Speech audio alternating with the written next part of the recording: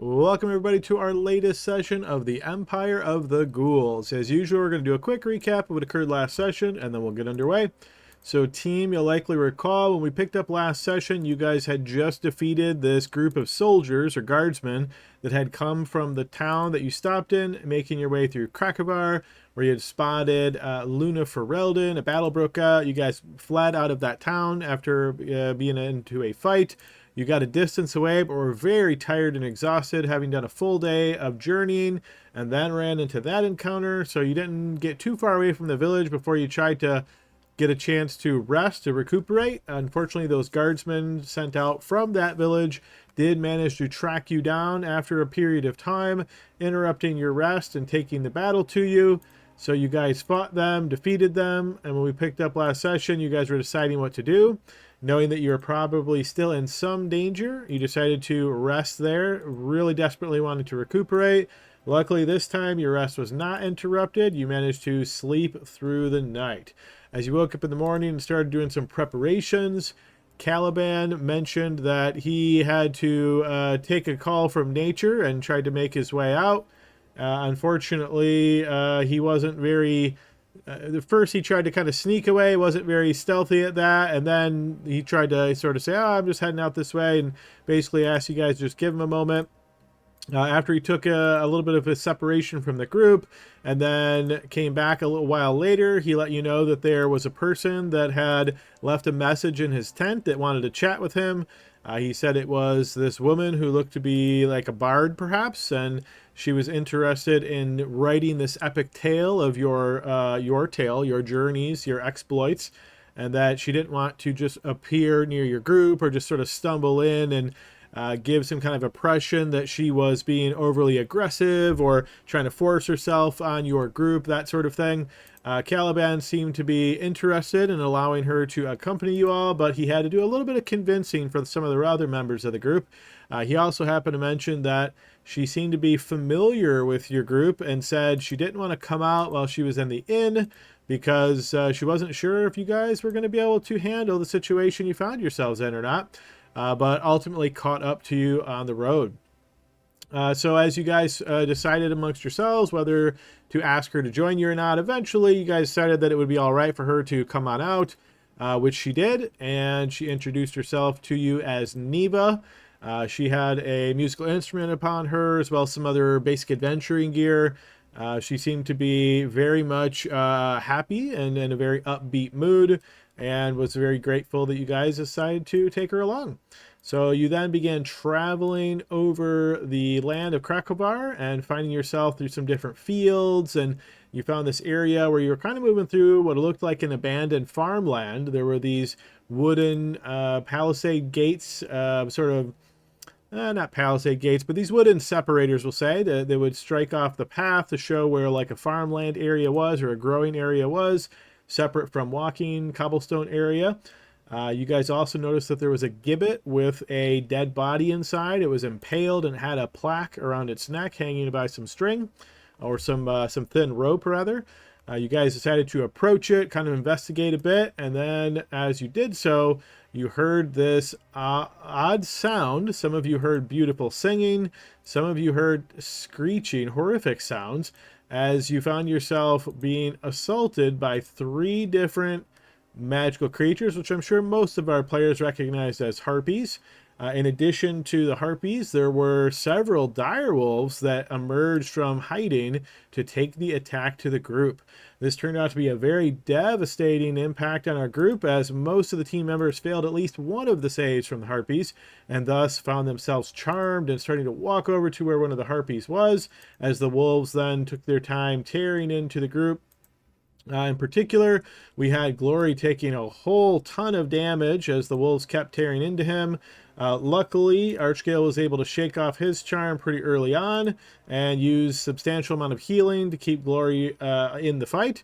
You guys continued fighting them, taking down most of the wolves, and then being able to start making your way for the harpies. Once the harpies seemed to realize that there was no way they could win this battle, they decided to fly away and live to fight another day, you might say. You guys realized that you really wouldn't be able to catch up to them in any realistic way, so let them go on their way.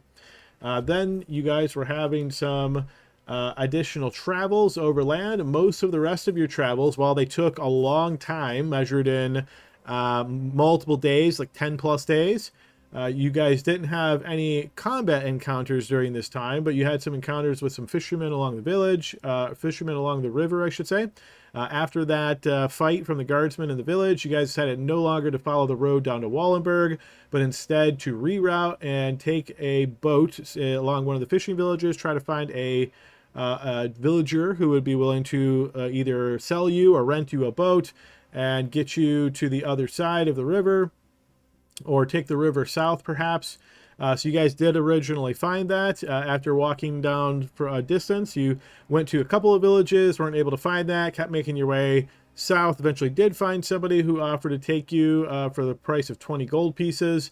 You guys then made your way along, basically along crossing the river east of Warsaw, and being able to sort of walk the rest of your way south around Warsaw, so you didn't have to actually enter the city itself, and then made your way down the road multiple more days until you eventually found yourselves on the outskirts of the ruins of Jarlsberg.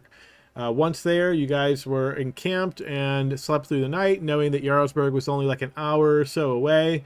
You guys then had a chat. During this whole journey, Neva and Caliban were getting very close and seemed to be really enjoying one another's company. Neva would be singing songs pretty frequently during your travels, and they all seemed to feature Caliban in some way or another, though usually not by name, often just in heroic pose or other ways of sort of honoring his likeness. During this last sort of rest before you guys made your way into Jarlsberg, there was a group discussion where Glory suggested that perhaps Neva should stay behind and not go with the group into Jarlsberg. She seemed to be disappointed in that and asked Caliban if that's what he really wanted. And Caliban eventually said that, yeah, maybe that would be better. It's going to be dangerous. She'd be safer if she waited back in camp. She seemed to be a bit disappointed in this, but agreed not to kind of put up any fight or whatnot and allowed you guys to go on your way. As you guys approached Jarlsberg, finding yourself coming in on sort of the southwest side of the castle, you could see the entrance was to your east, but you decided not to go that way. Instead, you wanted to kind of scout around the ruins and see what you could find going the opposite direction. So as you found your way on the north side of the castle, you found yourself entering this sort of courtyard. You spotted several young girls that were off a distance, seemingly singing and dancing around. And some of you spotted this large bird-like creature in the ruins of a tower. As you guys try to approach the young girls with Grim and Caliban sort of out in front, Grim shouting out and trying to essentially explain that you were here to honor Sister Adelind. The young girls fled to the west to get away from you all and making their way into this sort of courtyard. Once they fled, that giant bird creature in the tower seemed to activate or roused, perhaps. It jumped up from its roosting position and made its way out towards you. Some of you guys continued moving down towards where the young girls were, trying to speak to them and hope that they could call this bird off, thinking perhaps that this bird is some kind of guardian for the girls. The rest of you kind of stayed behind. There was a little bit of a combat going on here with a spell being cast where hopefully the bird would calm down, but unfortunately, once we checked the rule book, we realized that's not how that worked. And instead, the bird engaged the four of you that are sort of behind in that area in combat, ducking its head and rolling through all of you, using its very sharp metallic spikes on its back to ram right into you guys, dealing pretty significant damage. And that is where we left off at the top of the next round. So team, that's my recap for last session. Anything I missed? Anybody would like to add?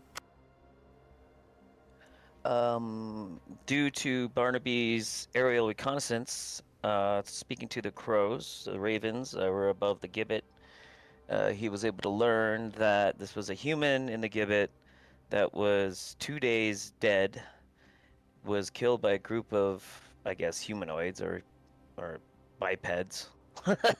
That was, what was the medium bigger than our group. and there was a plaque around his neck, but in the recap, I couldn't see the plaque. It sucked. That's good It's enough. No, frustrating. that's great. Yeah, yeah, that's good enough information there, Graham. Go ahead and take inspiration. Yeah, limited information can be gathered from the birds, who obviously don't think as in depth or complexly as humans do, but we're able to give some information, Barbie. Yep, good recap ad there. Anybody else want to add? I think we did find out with the placard. It said like traitor It did, yes. on it. Uh, Although Neva hasn't really shared exactly what skills she has, early on, I think it was right when she first joined up, we were still pretty tired, and she managed to. She did a couple things. She sang a little song for four of us that gave us some temporary hit points, made us feel a little better, and then she did kind of help out in the fight. So we're not fully sure her full skill set, but she did show some signs of being Bard, having some sort of magic ability. She did indeed. Good addition. Go and take inspiration there, Caliban. Yeah, she has used a few different abilities to try to aid you all, and trying to show that she is, truly invested and trying to be on the right side of your group and try to cause as little suspicion as possible. As some of you, she can tell, aren't really totally trusting of her at this point, which makes sense. You met her out in a weird spot, of course. Good addition. Anybody else? Yeah, that's what I was going to bring up was Archgirl tried to pull Caliban aside and say pretty much, hey, this is weird. I don't trust her. I don't think you should trust her. And he kind of got shot down with Caliban saying, you're just jealous. Yep, yeah. I would say that's a good little bit of additional information. Probably not inspiration worthy, but is there anything else pertinent you want to add there, Archgale, to bump it up?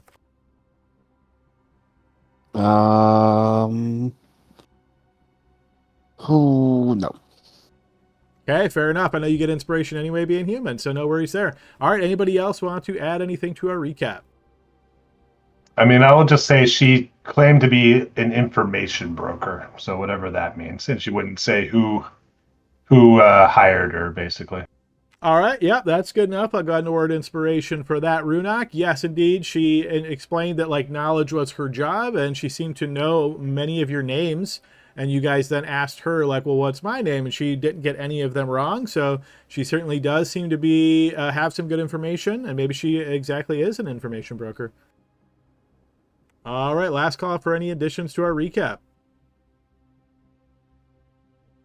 I'll add one just in general while others maybe think about something. But just reminder, this is one of the fourth largest cities in Krakow, where this is actually where Sister Adelaide fell. This is where she was slain, and the Sisters of Hope every year will come here to honor that. This is actually the date that she was killed, and this is the actual spot where she was killed. So, just as a reminder. Yep, you already have inspiration, but yes, good additions there. So again, this is where battles and things happen, and then rumors spread. So the information that you have at hand is yes, this is where Sister Adeline fell. How true that is, you're not quite sure, but the information is that her followers come back here sort of on the anniversary of when she fell to do a little bit of a ceremony or a remembrance that she fell. And yes, as far as it being the fourth largest city, just as a reminder, that was back during the times of Krakow. That, of course, is a ruins right now. It's just a castle, and there's not much here that you've seen so far. It wasn't part of the ritual sticking spears in the ground too, right? I think Grim even tried to do that as a show of support. Yes, indeed. Yep, you already have inspiration as well, Caliban. But yes, indeed, you guys learned that. There was some question about what could be learned, or I think someone made a religion check to know how she would be honored, that sort of thing. And yes, it was learned that spears sticking in the ground is sort of a sign, or that's something that they would do to commemorate her passing. All right, if there's nothing else to add, let's go ahead and get you guys back over where we left off, which is right in the middle of a battle. All right, we are at the top of the round. Let me change up our music, put something a little bit more up-tempo on. All right, let's go with that one. And Grim, we're going to pick it up with you. All right, after seeing her smile and I guess asking me to approach, I will approach. I will free action, just kind of set my spearhead down towards the ground, and I will say, Maiden, let's see. After meeting with Jagoda Mazurek inside the Temple of Sith, she sent us here to meet with the Spear Maidens of Hope to celebrate the courage and legacy of Sister Adeline in hopes to destroy the Empire of the Ghouls. If you are, in fact, the Spear Maidens of Hope, then we are allies. All right, keeping in mind you only got about 6 seconds to get this off in your turn. You rattle that off as quickly as you can, and you notice the young girl kind of looks up at you and kind of bends an eye, perhaps quizzically, trying, maybe a little bit confused or trying to understand what you're doing there. But you see she reaches her hand out towards you. Okay. I will approach. And I will grab her hand. Okay. Once you grab her hand and your hands kind of meet, you see she gives you a smile and seems to be leading you to the west. I look over my shoulder at Archie and shrug. Okay, let's go. All right. We will assume that is your turn. Feel free to pass your turn. That's how much time has occurred. And we will then move on to Archgale's turn.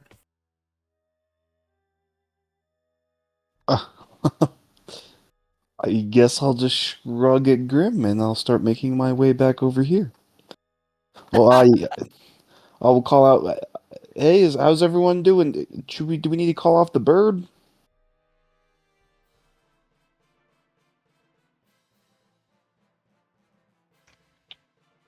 This thing is attacking us. It's killing them. Oh wow. You look beat up.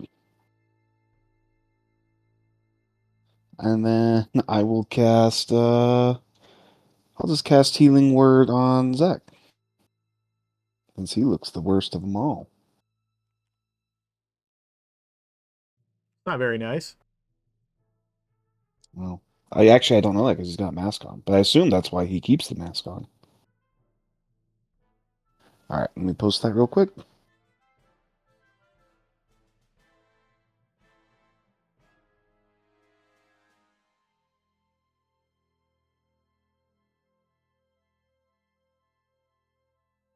Oh wow, that is better than nothing. But you will get 10 healing points back, 10 HP, and I will end my turn. Thank you. All right, Zach, your turn. All right, I'll point out the bird and basically tell it run, and I'll cast Dissonant Whispers on it.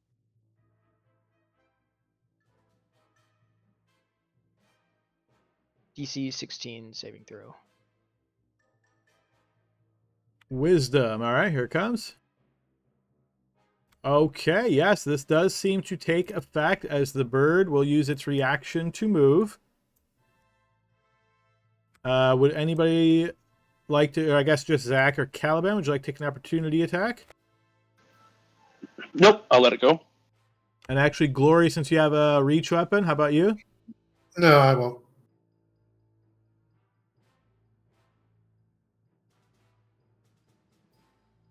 All right, the bird scurries off to the west. Okay, and then I'll use my movement 5, 10, 15, 20, 25 to get to there, and then I will bonus action drink a healing potion.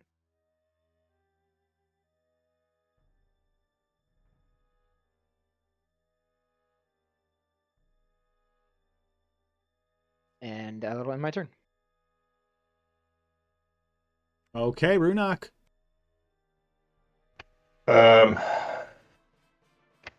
Runok will continue going south. Of course you mean Okay. west. Yeah. I'm going next near Grim. And I'm running over. I'm going, hey, call off your bird. Call off your bird. All right, as you step through, you're going to notice one of the young girls, I should say, steps out and looks towards you, Runok, and holds her hand out. On the bird's turn, you see it shaking its head as it seemingly shakes off this magical effect and then moves. All right, so basically what you notice, Caliban, is it turns, looks back at you, and you actually see it kick its back foot as though it's getting a propulsion, running forward towards you at top speed, pouncing towards you and making a claws attack. 23 is going to hit. Is it ever? All right, as it pounces into you, it has a special ability for pounce. I'm going to need you to make a strength saving throw.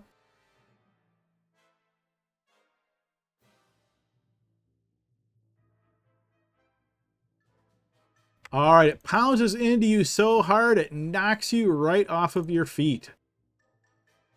So first, here comes the damage from the claws attack. So that's going to be 14 points of damage. After it knocks you prone, its special ability is then, because you failed that saving throw, it gets to now make a free beak attack against you. And that is going to be at advantage. 17 is going to miss. So the beak hits into your armor, but does not penetrate. I also need to roll this. Okay. And we will move to Barnaby's turn. Can I use my reaction to strike at it? Sure.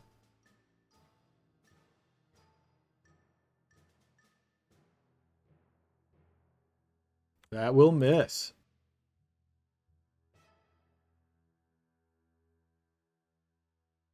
Alrighty, so Barnaby is like, he doesn't really see what's going on, but he's going to come out.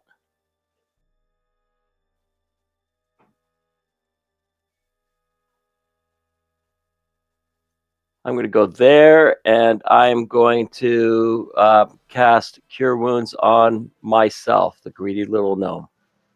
Okay. Sorry, Adam. I was concentrating on Blade Ward. Is that a con save? It already rolled it for you automatically in the chat. It rolled it 3 times, actually, which you shouldn't do. We took the first one. You're all set.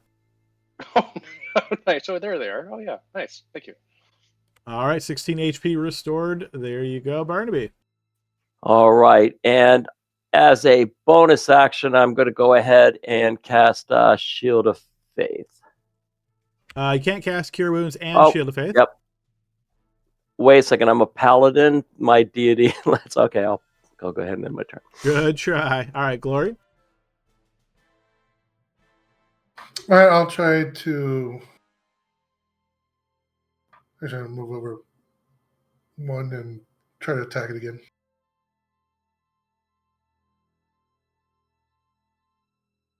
That is going to miss again, Glory.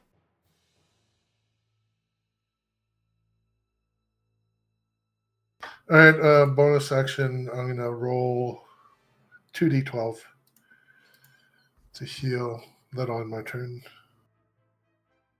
Okay, Caliban currently prone. What would you like to do? I'll stand up for half my movement.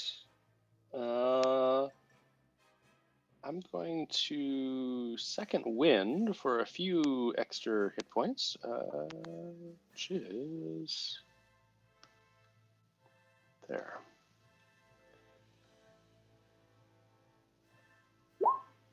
For a whopping 6 points, but better than losing 6. And then just, yeah, I think just a one-headed swing with longsword. Yes, that 21. will get through the creature's defenses and connect. Slashing and wounding it.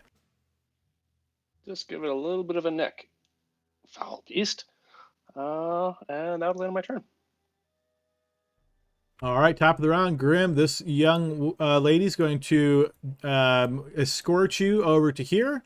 You see, once she does, she turns back and looks at you, and she holds onto your hand tightly, and she closes her eyes for a moment. You get the sense that she is concentrating deeply. Okay, then I'm going to concentrate on her. Does she have any snowdrops, or what is it called? Snowdrops or spears as weapons, and as I sort of look at her intently? Give me a perception check.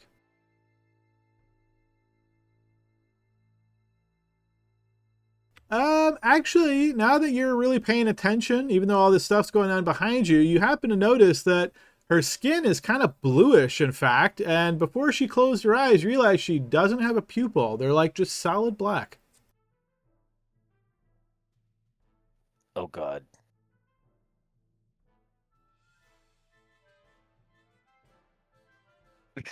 Is this what they look like?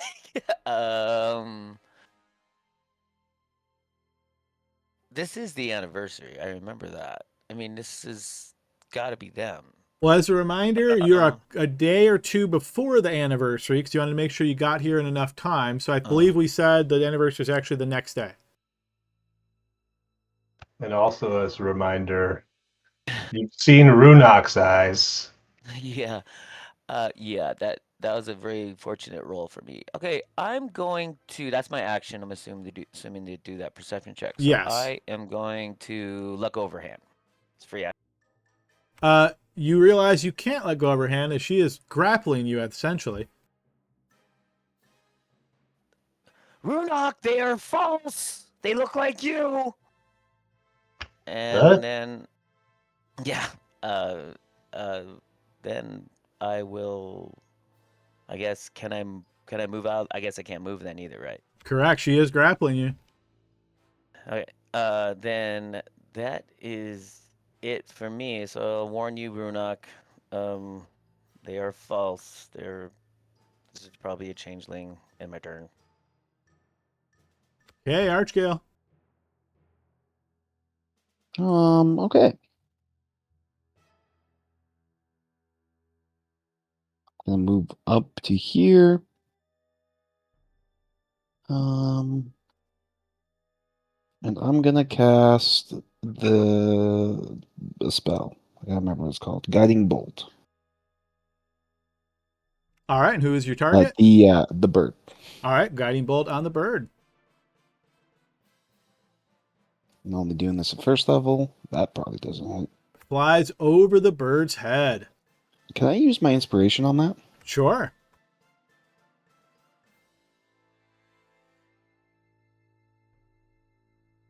Yes, that will connect. There's damage. All right, it lights up with radiant energy, and you see that energy circling around it. All right. Everyone's looking pretty good though. I kind of like this. When nobody's close to death. Don't get used to it. I'm happy where I am. I'm gonna end my turn. Okay, Zach. All right, I'll point towards the bird. Time for lights out, and I'll try to cast blindness deafness on it to blind it. DC 16 con save. Okay, it will fail that and become blinded. Okay, and then I'm just gonna hang out where I'm at for now, and that will end my turn. Just double checking. Blindness, is that concentration? Yes, I was about to. Actually, no, it's not. Blindness. It's one of the weird ones. Blindness deafness is not concentration. It's just one of the few like status effects that isn't. Okay, just duration 1 minute. The new save at the end of each round. Okay, got it. Yep, and that's it. That's my turn. Okay, Runok. Okay. Runak will call out in Darakul and say, "Explain yourselves. I am on a mission of great importance." You will see the young girl to your west turns and kind of like scrunches her face up and says, "What did you say?" I'm sorry, Grim. I need to help the others.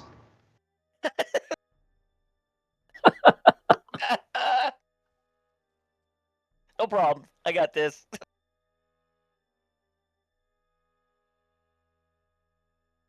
And Runak runs up here, and I can't see the bird, so I will dash up to here, and I will say, "I don't believe those women are what they seem. Grim seems to have said they were deceiving him."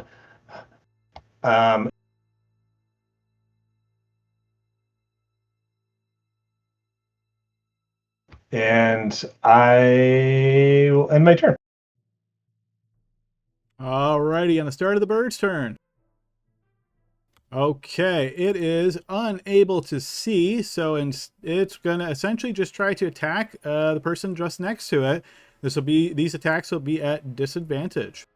So this is going to be a claws attack. 16 against Caliban. I know that will miss. The bird will end its turn there, making a new save against blindness. And it is no longer blind. All right, we'll pass the turn to Barnaby. All right. Hearing that these creatures may be shape changers, and also understanding my rapier, I'm going to go and try to help Grim, or at least watch with popcorn in my hand.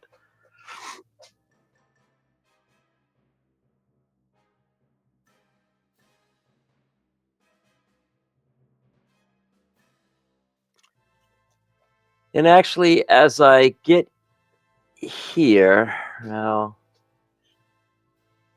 I am going to go ahead and cast Bless, so I could do something maybe that's helpful. It's going to be, of course, on myself. Might as well help the halfling too, and our ghostly spook friend gets one as well.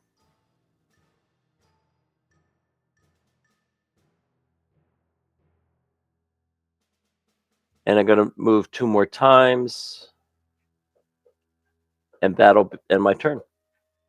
All right, sorry. Who are the 3 blessed? I just want to make sure we have an icon on them. Okay, Zach, appreciate that icon. Runak. And myself. Because you got to love the gnomes, you know. All right, so we got a blessed icon on all of you. Okay, Glory, it is your turn. All right, I'm going to strike recklessly. Okay.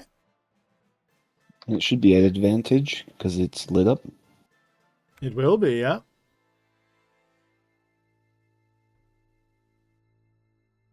Yes, that will hit.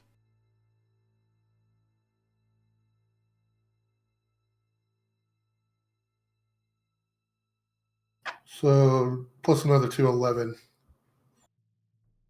All right, 2 additional damage. Yes, the halberd cuts into the creature, wounding it, and you see that glow that was around it fades. All right, still recklessly. Pole strike. That is going to miss. He actually, quick. reckless. Oh, right, reckless. Yeah, sorry, 21 is going to hit. Yep. So 5 more damage. Okay. All right, then we move to Caliban's turn. By Miss Duffley's, you'll be over the fire tonight. We're just going to... Nice. Oh! Booyah. I don't think I've rolled a crit before. Where do I... Should have a button on the bottom of your screen that says crit or critical hit, something along those lines. They're on top now. Oh, right, They're on top. now, Thank you. Adam. So have your token selected. Critical hit will be at the top there, Caliban. Ah, I thought... That was interesting. I thought I had selected, but I didn't. Critical hit. There we go. This is slashing. All right, max damage plus normal damage and bleeding. All right, go ahead and post your damage. We'll take max plus whatever your first roll is there.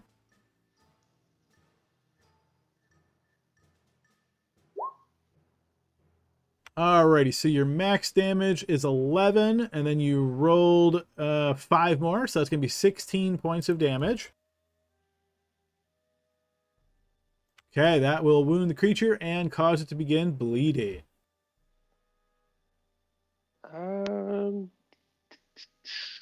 Yeah, I think I'll leave it at that. That was good.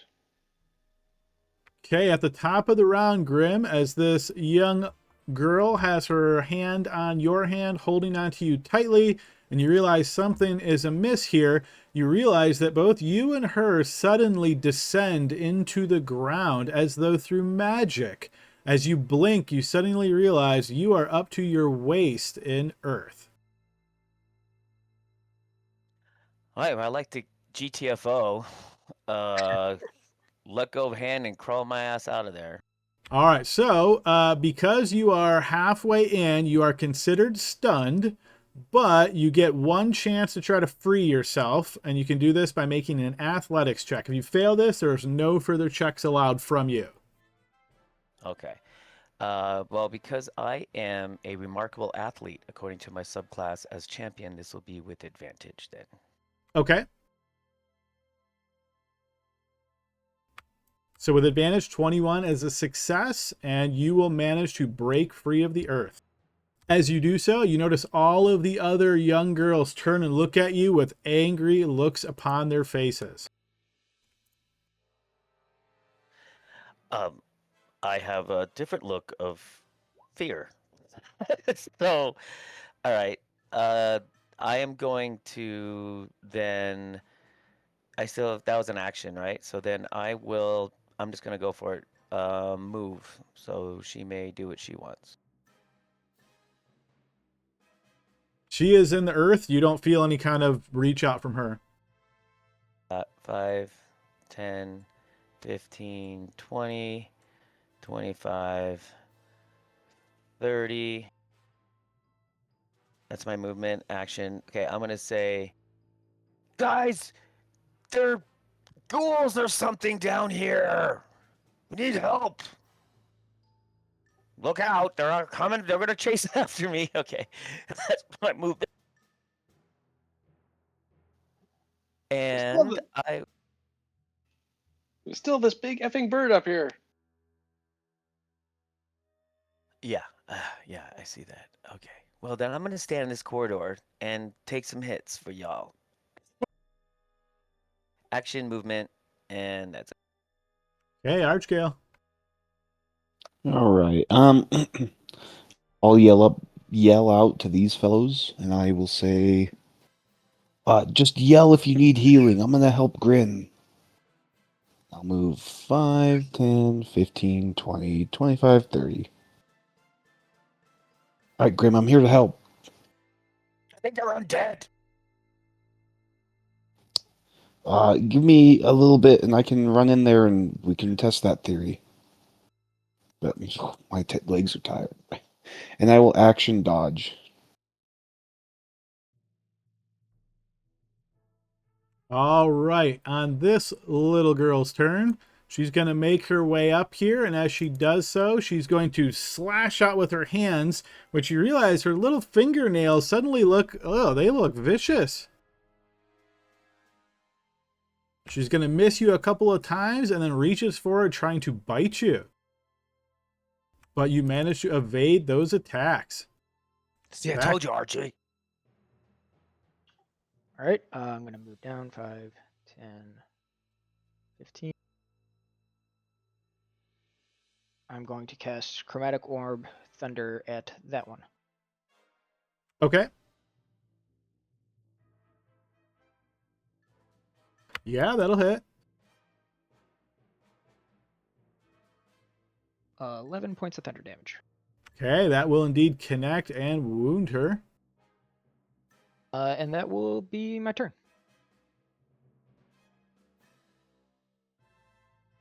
All right, this little girl is going to manage to wedge up here, and she is going to attack you as well, Grim. Is she squeezing? She is not. She's pretty small. But you manage to evade these attacks as well, Runak.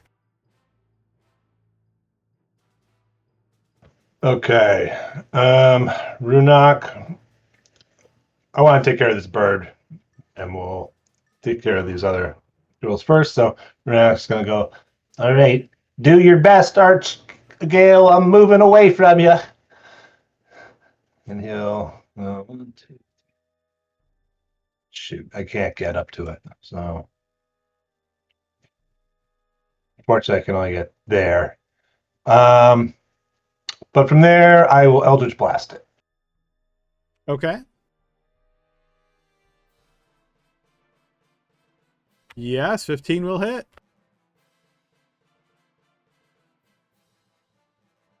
Wounding the bird again. That's the end of my turn. All right, Caliban, go ahead and throw me a D8, please. You will notice the bird bleeding from that previous wound. The bird is then going to try to recharge its ability. Okay, it is going to move to here. Caliban and Glory can take opportunity attacks if they wish. Oh yeah. Nice. Nice. Go ahead and roll that crit. Oh yeah. Whoa! There we go, boys. Whoa. We need Photo it. time. Okay, how do I do this now? So with your token selected, you're going to click the critical hit button at the top of your screen. You're going to click that. Your primary damage is slashing with the halberd, so you'll just pick slashing. All right, so first, Caliban, go ahead and hit the crit damage button on your screen. That's just a traditional crit. We'll take that damage. All right, the blade scores into the creature significantly. On Glory's, twice as many damage as normal, and the creature's bleeding. Okay, so click the crit damage on yours as well, Glory.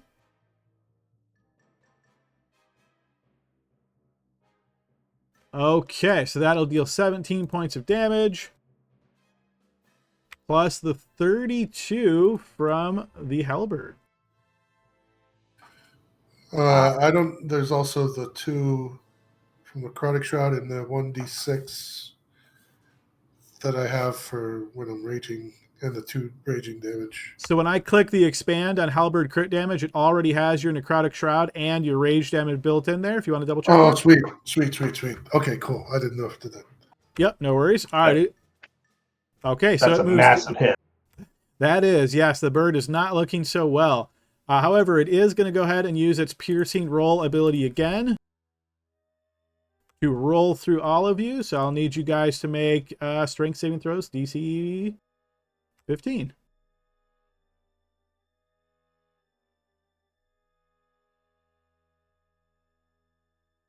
All right, Caliban will fail that. I'd like to. I'm gonna burn my crit on that one actually, or burn my inspiration on that to re-roll that. Okay. Glory will fail. I'm going to use a lucky point to give myself advantage on it. Okay. Yeah, bummer. All right, so Caliban will succeed with inspiration. The other 2 will fail. So Caliban, you'll take half damage. The other 2 full damage and are knocked prone. So that's 29 points of damage. As it passes through, do I get op attack? You do not. With this ability, there's no opportunity attacks. Sorry, that's 14 for me. Yes, 14. All Oh, right. I'm sorry. Would bless matter? I just realized I have bless as well. No, it would not. You rolled a 10. It's DC 15. Okay, sounds good. Okay, Barnaby. All right, I'm gonna come over here. I'm gonna basically shut this area off here. I'm going to attack Okay. with my Moonsteel Rapier. So let's see what happens here. That will miss. Well, we saw what happened there, right? We Bless. did indeed. That's with my bless Bless. already on it. Yeah. I just decided to roll crappy. So, all right, and I'm gonna say, leave my friends alone, little wannabe girls.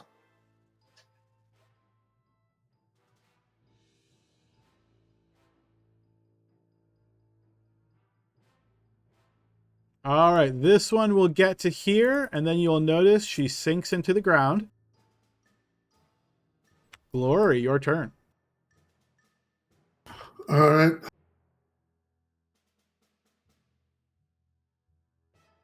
I'm gonna move to there, and then I'm gonna attack it recklessly.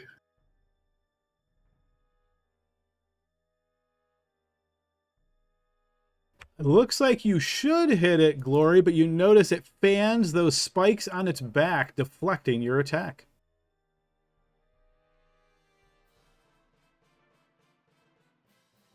I'm going to Warrior of the Gods again for another 2d12 healing in my turn. Okay. Caliban. That hurt. as he rolled past. So Caliban is going to second wind. Not rolling that real well, but second wind again for 5 more points.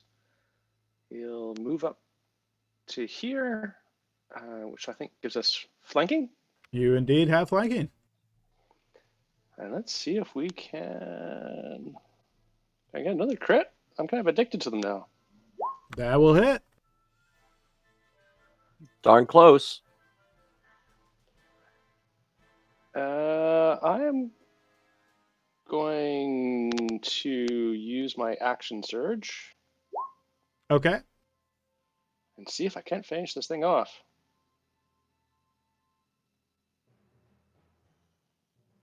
That will hit as well. Oh, not great on damage though. 2 glancing blows, causing the bird to suffer even more. That will end my turn. You will notice this one come up to here and sink into the ground. All right, top of the round, Grim. Where the hell are we going? I'm going to stab off with my silvered spear at the lady to my west. Okay.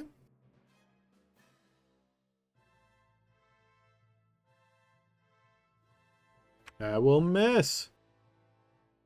If I only had nothing. All right. I feel like I should Roll better. be swinging. I feel like I should be swinging twice by now. Maybe more practice, you know? Let's see.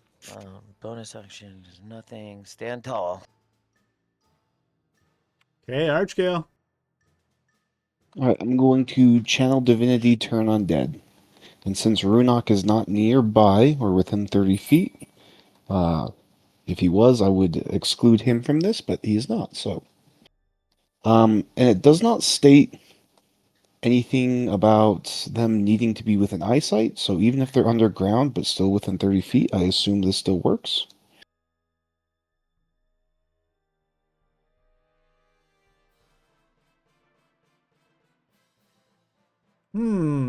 Each undead of your choice within 30 feet must be dead. Okay. I will say sounds kind of ridiculous, but I'll give it to you. Oh, actually, I won't give it to you. They are not affected underground. Wow. Alright, that's fine. Let's see, that is my magic action. All right, so sorry, you got one of them. You got the second one. Okay, let me go ahead and put that on her. Oh.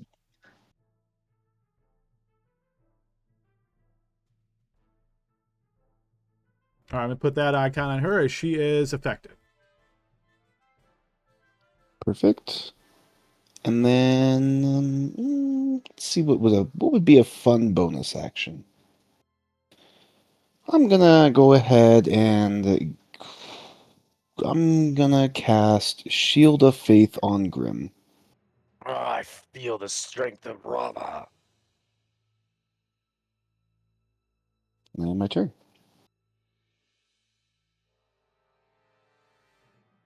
Okay, this one's turn. She is not turned.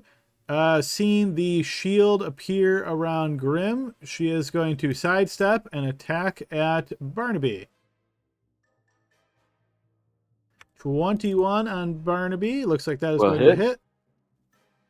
Okay, that's going to be 10 points of slashing damage against you. And another claw will hit for 6 more points of slashing, and then she will bite. And that one will miss. Okay, Zach's turn. All right, I'll point to the bird and yell out, "It's time to run," and cast Dissonant Whispers at it.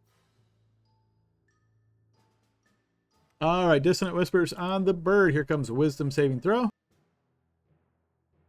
DC 16. Yeah, it will fail. Go ahead and post your damage. Okay, that will wound it. And then it will try to flee. Caliban. And we will be taking those. We will be taking those attacks. I figured as much. Yeah, Caliban, go ahead and take your opportunity attack. And Glory, same. So Glory, you will miss. Caliban, that will connect. I'm still reckless though, right? Does this? I thought it was only on your turn. Double check the wording of reckless for me. Caliban's going to kill it anyhow, but yeah, double check the wording of reckless for me. Oh, until the start of your next turn. Yeah, so that will apply to opportunity attacks. Yep. Okay, well, Caliban would have first. I want the kill. All right, Caliban, as it tries to flee, you see it bleeding from multiple wounds. This last slash is enough to drop it to the ground. Take that, you stupid bird. And I'll end my turn.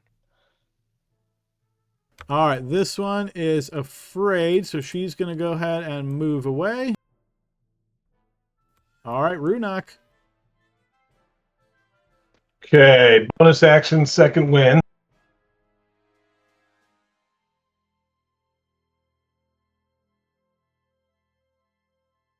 And then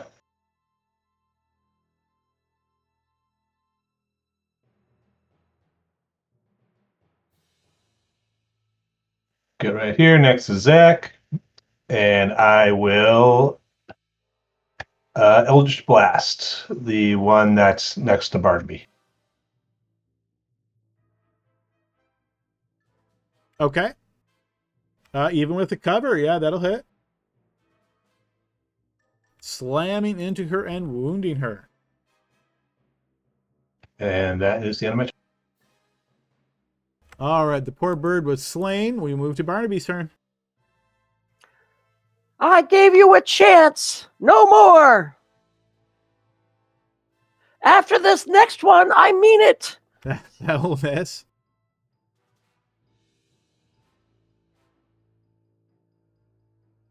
Okay, I'll move here. Not quite sure what's going on yet. I'm going to dodge and extend rage as a bonus action in my turn. Okay, Oh, actually, sorry, you guys moved a little faster. I was a little bit slow. Just before Glory, in case this changes anything, Glory, I doubt it will, but this little girl is going to pop out from the ground. And she's going to step up and also attack Barnaby. Hitting on the first attack for 9. 16 on Barnaby's AC of 17. That will miss. Hitting with the bite. 4 more. Barnaby, when she bites you, her jaws sink into your shoulder and she has you grappled.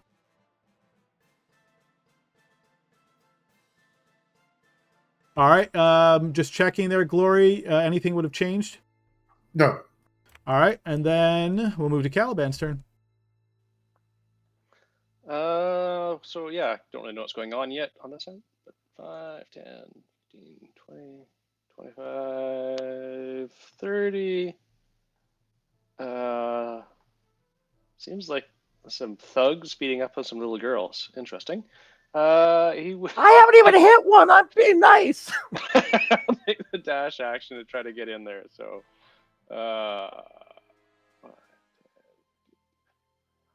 30 to there. That'll end my turn.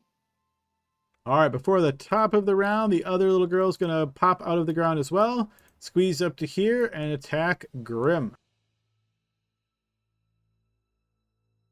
All right, so Grim, your currently AC is 22, so both of those are going to hit. But not that one. So first claw. That'll be 10 points of damage, then critical slashing. All right, here comes the critical slash.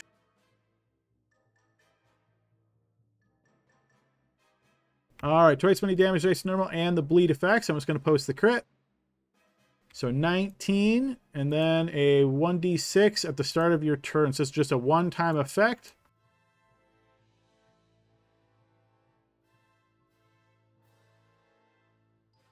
All right, we got the 6 bleed icon on you. Grim, start of your turn. Please roll a d6, deduct that HP. There you go, and then that bleed effect's gone. Hey, Adam, before I forget, for the other two folks, my bless did drop, so just to let you know, you no longer have bless. Thank you for calling that out. Okay, we'll go with the bonus action first. We're going to pop a little second wind action. And then I'm going to attack the girl that's wounded.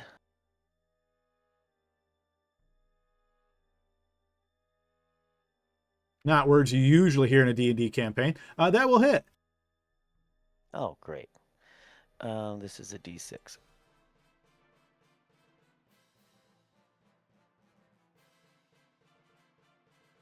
All And right, this silver damage, does that matter? it doesn't seem to have any additional effect. Okay, I'll add. And then I will shield bats. I need a strength saving throw of 15. All right, you do manage to knock the injured one prone. Okay, then I am going to action surge and attack again. Yeah, that'll hit.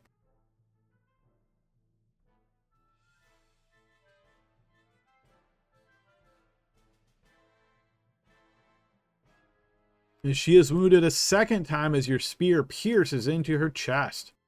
Archgale. All right, I'm going to channel divinity, preserve life. I'm going to. I don't know what gets Grim to half. 5 will get me to half. Okay, so I'll give 5 to you, and then Barnaby, how much will get you to half? 10. Okay, I'll give 10 to you, and I believe I can do 3 people. Let me check. You can do, I Possibility. think, a whole bunch of people. Oh yeah, you're right. As long as they're within range. And guess what? Runok is as well, so I'll give the other 5 to Runok. Thank you. All right. And with that, I'm going to go ahead and so that is my magic action. Gonna go ahead and move 5, 10, 15 to there. And I'm going to cast Healing Word at the 2nd level. And I will cast that on Grim. And I'll post that right now.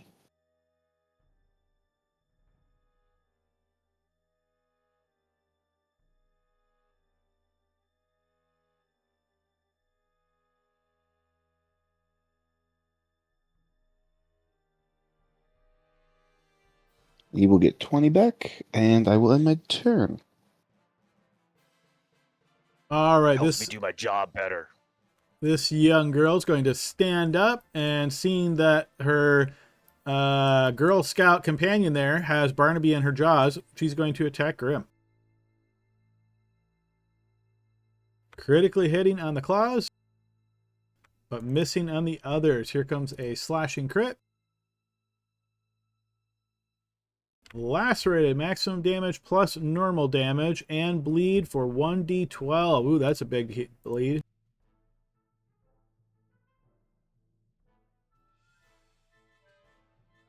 All right, we got the 2 icons in there just to represent 1d12. Okay, and then here comes the... All right, so maximum damage plus normal. So I'm just going to post the normal. We'll calculate her max. All right, her max is 12 plus the 9 she rolled, so 21 points of damage there, Grim. All right, Zach's turn.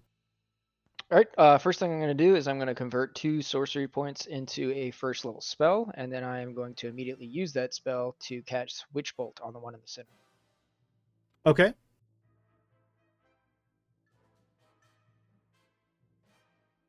$19 will hit.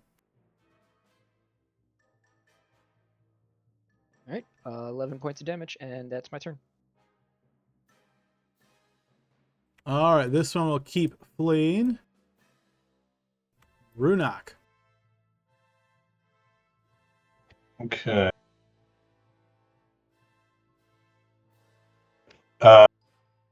Quick question. If I went here, would I be able to attack this one? Yes. All right, that's what I'm doing then. Rush up here, and I am going to swing my greatsword.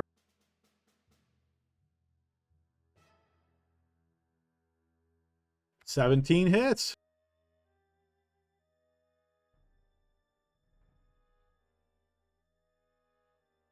wounding her. Okay. And you know what? Might as well. I'm going to do second wind again. Use Okay. my second wind. You get a 4 back. And that's the end of my turn. All right, Barnaby, currently grappled in the jaws of the girl that is southwest of you. What would you like to do? Well, even though that's happening, I'm going to go ahead and attack the one that's very wounded, at least try to get rid of one of them. Okay. 24 will hit. Remember that I hit! Yes, that is going to be enough damage to cause her to combust with the glowing radiant energy as she collapses to the ground. All right, and with my bonus action, I'm going to go ahead and cast Shield of Faith. On yourself? Oh, heck yeah. Okay. We got to see if I can help. It's all about keeping the Barnaby alive.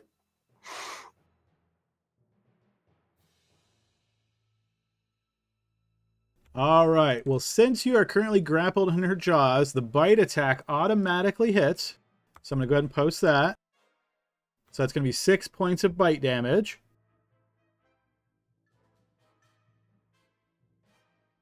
Take the first one there. You succeed your con save, and then she will attack you. Actually, no, she is not going to attack you. She's going to drag you... Or no, she already attacked, so I have to keep doing that. She's going to attack twice with the claws. All right, those two will miss. Then she's going to drag you backwards. Grim, you can take an opportunity attack if you wish. Yeah, that'll hit.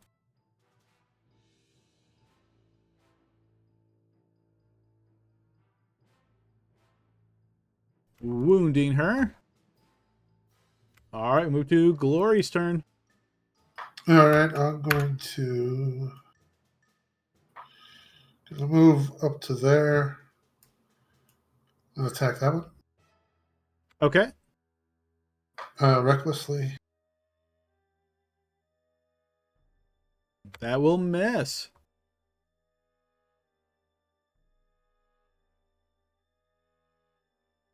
I think that's about all I can do. It's my turn. All right, Caliban. Kevin's going to move strictly in the horizontal here, so 5, 10, 25 to there. I'll just try to attack the one to... What direction? Is that north? Tell me that's north. That's south, actually. That's south. Of course. Sure it is. Oh, boy. Gotta love Kobold Press. 21 will hit.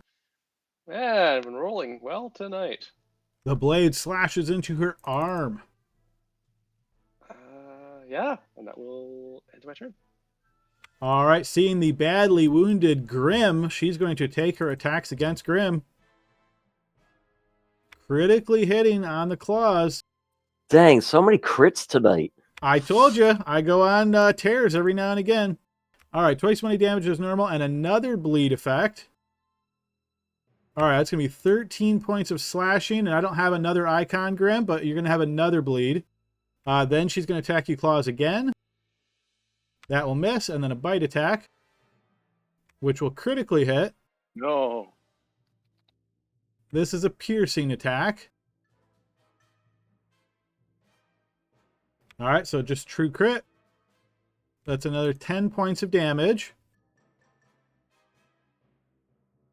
Okay, so Grim is actually currently grappled in her jaws, as that's an auto effect from the bite.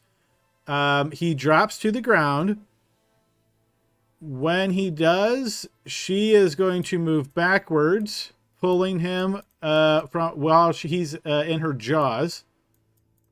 Caliban, you can take an opportunity attack against her if you wish. Yep, that'll hit. Oh yeah, wait, shoot. I'm not down, Adam. Retcon all that. Sorry. Reckless endurance. All right, go ahead and post the ability.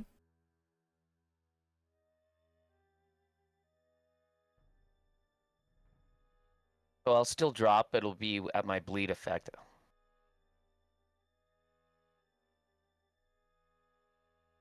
All right, but hang on. Which attack caused you to drop? It would be the bite crit. Bite did. So the final attack. All right, just one moment. Pulling up the text of this ability.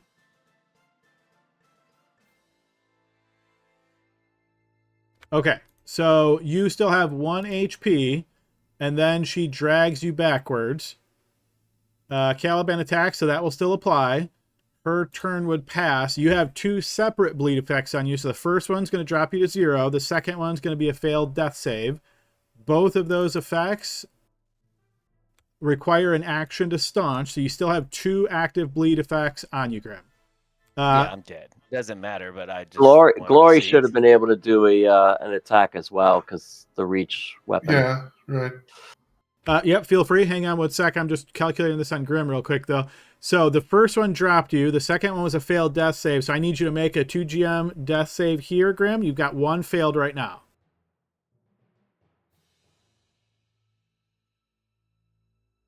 All right, that 15 will hit.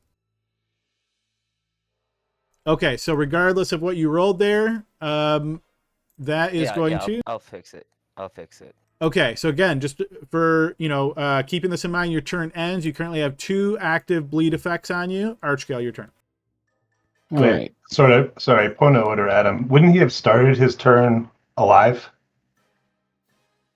He would. The first bleed effect drops him to 0. The second bleed effect causes him to fail a death save. I know, but he wouldn't need to roll another death save, right? Because you don't roll until the start of your next turn. Oh yeah, good point. So he started his turn. Yeah, the reckless thing threw me off. The 1 HP, right? So he started his turn with 1 HP. That dropped him. So ignore that roll, Grim. Just eliminate what you rolled there. You should have just the 1 failed death save. I got it. Yeah. Okay. Copy that. I'm looking out for you, man. I don't want another death. Yeah, I know. All right, 19 points of damage and then 2 necrotic. If that does anything. The necrotic does not do anything to her, but I did take the 19 off. Okay. I'm going to move up 30 feet of rushing as fast as I can and get right behind Grim here. Okay, he's currently in her jaws. Can I still reach out and touch him? You sure can. And I'm going to do that. And second level, cure wounds. Okay. So Grim, set yourself with a level of exhaustion, and then you'll get back however much HP Archgale is restored.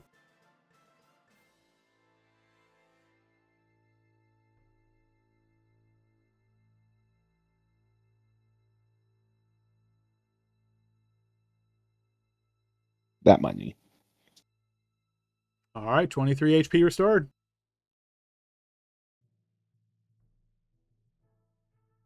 I'm gonna And die from the bleeds. That's what's gonna get. And her bites are auto hits. Yep. ooh, that's okay. I will figure that out.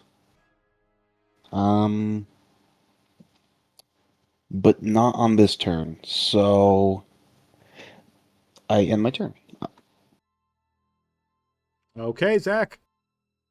All right, I still have the Witch Bolt Tether on this one. So the first thing is going to be bonus action. Just do the damage there.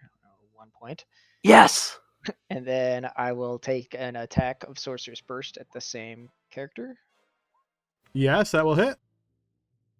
And that's Psychic. So nice. Then I'm just going to run closer. So She 5, flinches slightly as the psychic damage hits her. 20, say 25, and then I'll end my turn here. That'll be it. I'm helping. All right, this one's going to go to here. And if anybody has eyes on her, you'll see she opens a door and enters this tower. Runak. Okay. Runak looks over at the one with Grim in his jaws. He's like, "You leave him alone!" And then he casts Dissonant Whispers at her. All right, go ahead and post that.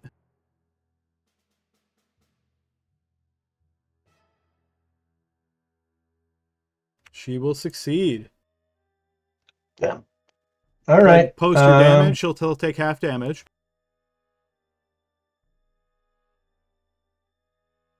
All right, so 6 points of psychic.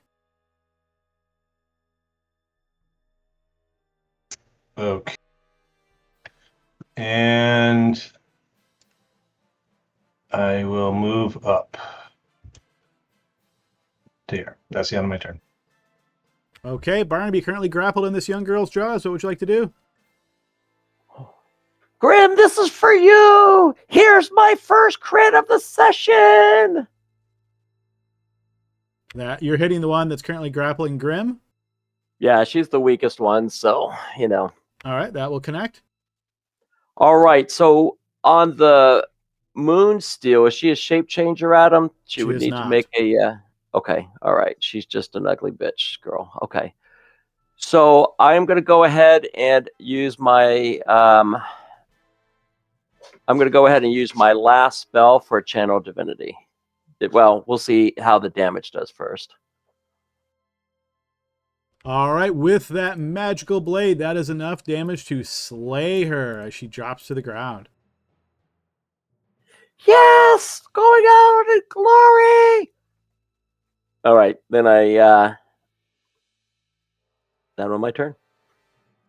All right, on her turn, she is going to flick the auto bite attack.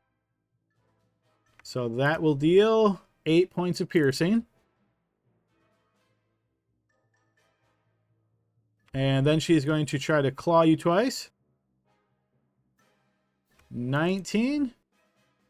That will hit My even with your 18's shield of faith. 19, but I also but it didn't. I'm also going to make a con save too for my shield of faith. So, But either way, it hits you, right?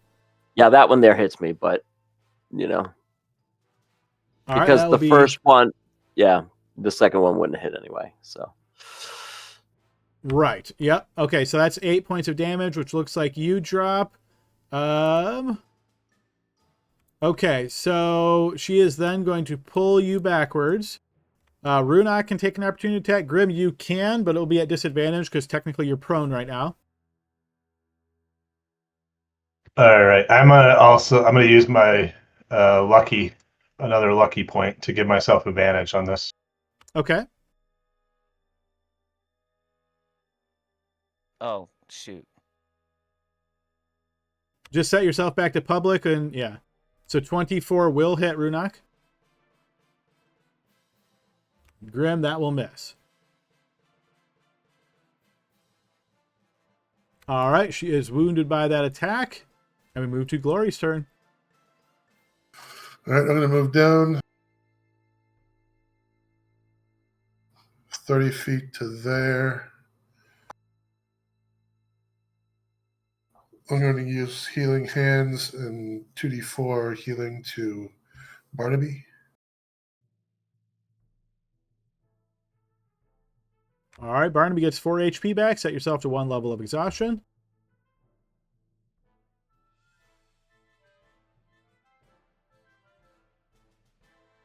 I'm going to extend rage, and that'll be my turn.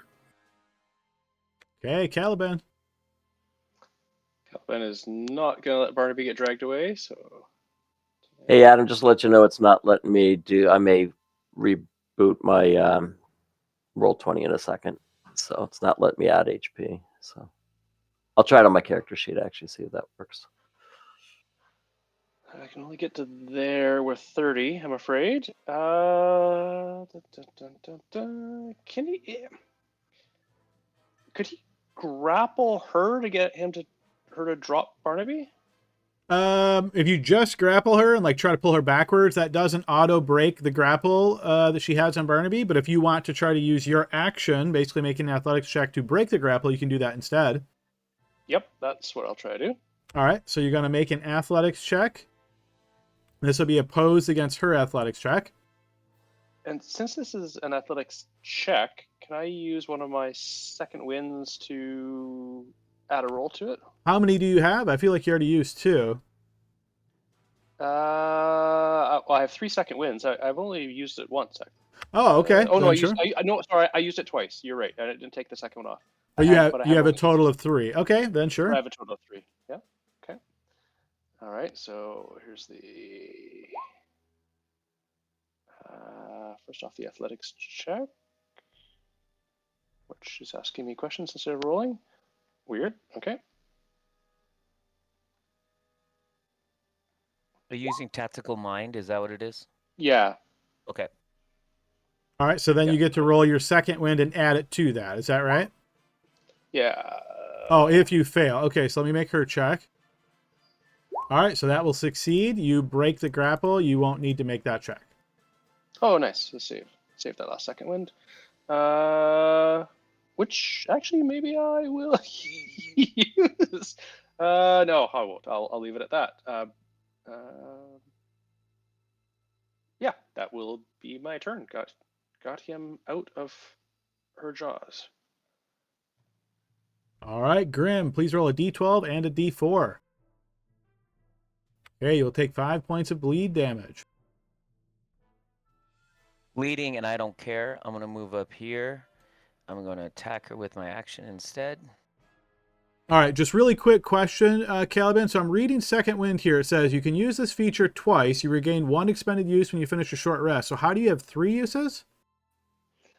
I don't know. That was on the check sheet. A character sheet. Interesting. Why is there 3? We might need to double check that then. Yeah, I know as you get higher level, you get more. Yeah, I'll double check that. Figure out if it's why it's added a 3rd one on there. Oh, level 4 gets an extra one. Okay.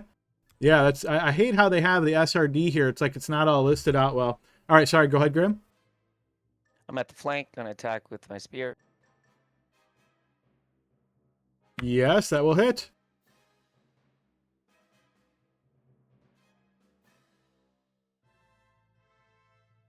All right, max damage plus normal damage. So just post your normal damage, and then we will calculate your max and add that to it. All right, so your max would be 12, plus what you rolled is 11. That's 23. That's exactly how many HP she had left, so she is down. Nice. Okay, I still have my 12 bleeding effect, but not my 4. Or are they both on me? They're still both on you, but as that is the last apparent enemy, I'm sure 2 of your allies will be able to act before your turn comes back around, so we can assume they've staunched your wounds. This battle is over, folks. Small Oh children. my Scary. god. I never want to fight girls again. All right, anybody that's proficient in religion, if you'd like to make a religion check here to see if you can recognize after fighting these creatures what these may be. Okay, well, that is not a good check. Yeah, you don't recall Archgale, but you know that the dark magics and things can do a lot of evil things in this land. Alrighty, folks, you're fairly wounded, at least having suffered some wounds there, but it seems as though this area is clear at the moment. Where did that other bitch go? She went in that door over there. Might have to chase him down. Adam, I'm gonna use my remaining 2 sorcery points to convert that into a first level spell. Okay. Do that now. Caliban's gonna check the body to see if there's anything on the body, any kind of notable, like how was she able to bite somebody? How was she able to be so strong? Just anything notable. Sure. Give me an investigation check for that, Caliban.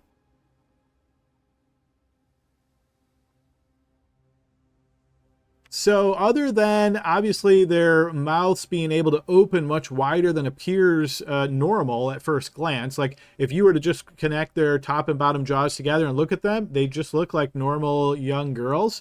But you could tell during combat, it seemed as though they were able to open their jaws much wider than should be normal, almost similar to snakes. You can tell, obviously, now that these creatures are dead, that they are clearly undead creatures. Their skin is a bit bluish. But other than that, they primarily do look like young girls. They were dragging Grim into the ground. Maybe there's something underground here. Perhaps. Archie, pray to your god for me. I'm gonna check this bird and see if it has anything. Oh, yeah, I will cast guidance on investigation on Zach. No check needed here. You don't find any belongings on the bird. You again can, if you're proficient in nature, you can make a check to see if you recognize. Actually, no, I think you guys did that last time. So no, you guys don't recognize this bird. Okay. So I guess I don't find anything of value. I'll. No back to the pouches, bird. no containers, nothing like that where anything could be on the creature.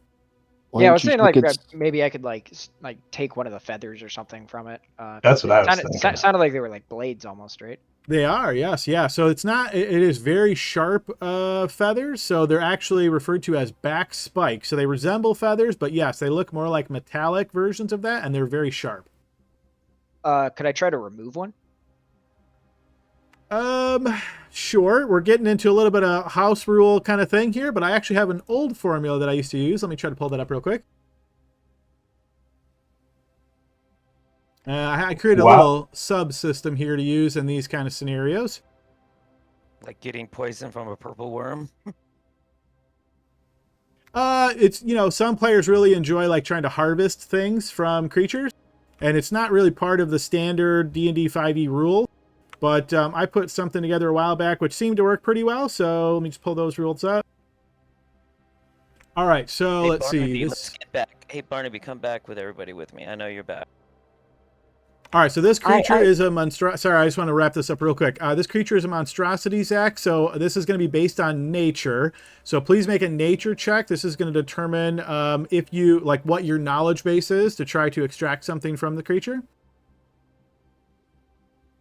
Okay. It's a bird. It's a bird. Right. So essentially, you could try to like break off one of these back spikes, but it's not going to be of any value or do anything for you. If you want it for like, sentimental or just like trophy reasons, feel free to add Elky back spike to your sheet, but it's not going to do anything. Okay, cool. Thanks. Hey, Zach, while you got guidance, why don't we go check out its roost as well? Yeah. Okay. I'll keep an eye on this door where that bitch ran into. I'll let you know if I see her. Adam, I'm Well- going to use my last spell slot for Cure Wounds. Okay. And while they are doing this stuff, Runak holds his greatsword in his hands and begins doing an esoteric rite. It takes a minute, but it gets him a spell slot back. All right, so Zach, as you make your way into the roost there, you're going to notice that there is a lot of debris and bones in what is clearly the lair of this great bird. No investigation check necessary. You do notice several things kind of poking out in this area. Strangely enough, it seems like maybe the bird was collecting things that it took off victims, perhaps. You're going to notice some gold coins piled up, a bright red garnet, a heavy black cloak lined with red silk, 2 potions, and a spell scroll in a tube. Damn, this bird was richer than all of us. And I will post that into chat for you here momentarily. Okay, and then I'll end up adding all of them into my bag of holding, and then when I get a chance, I'll try to Actually, for potions, can I like identify them immediately, or do they also require like a short rest type thing to try to identify them? Because these are fairly common, I'll say it just takes you like a minute looking at them, kind of like holding them against the light, that sort of thing. You realize they're just potions of healing. Okay, I will take one for myself, and I'll pass one to, I guess Caliban's standing right here, so I'll just give him one too. Do you guys want me to try to detect the magic? It would take me about 10 minutes. Yeah, for Yeah, that. the cloak looks interesting.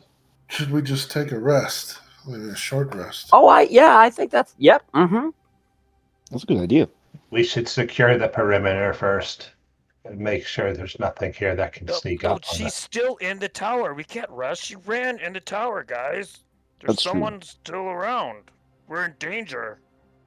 Okay, well, go and investigate and let us know, because I'm not going in there. I'm Door. I'll let you know when she comes out. You do what you need to do.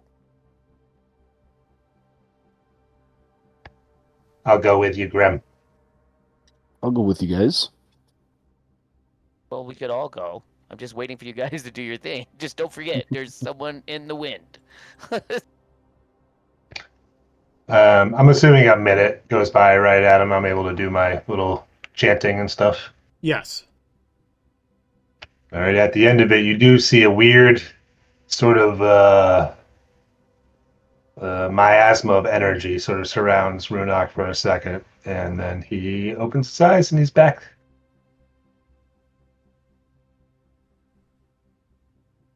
Let's wait for Barnaby and Zach, guys. Hold up.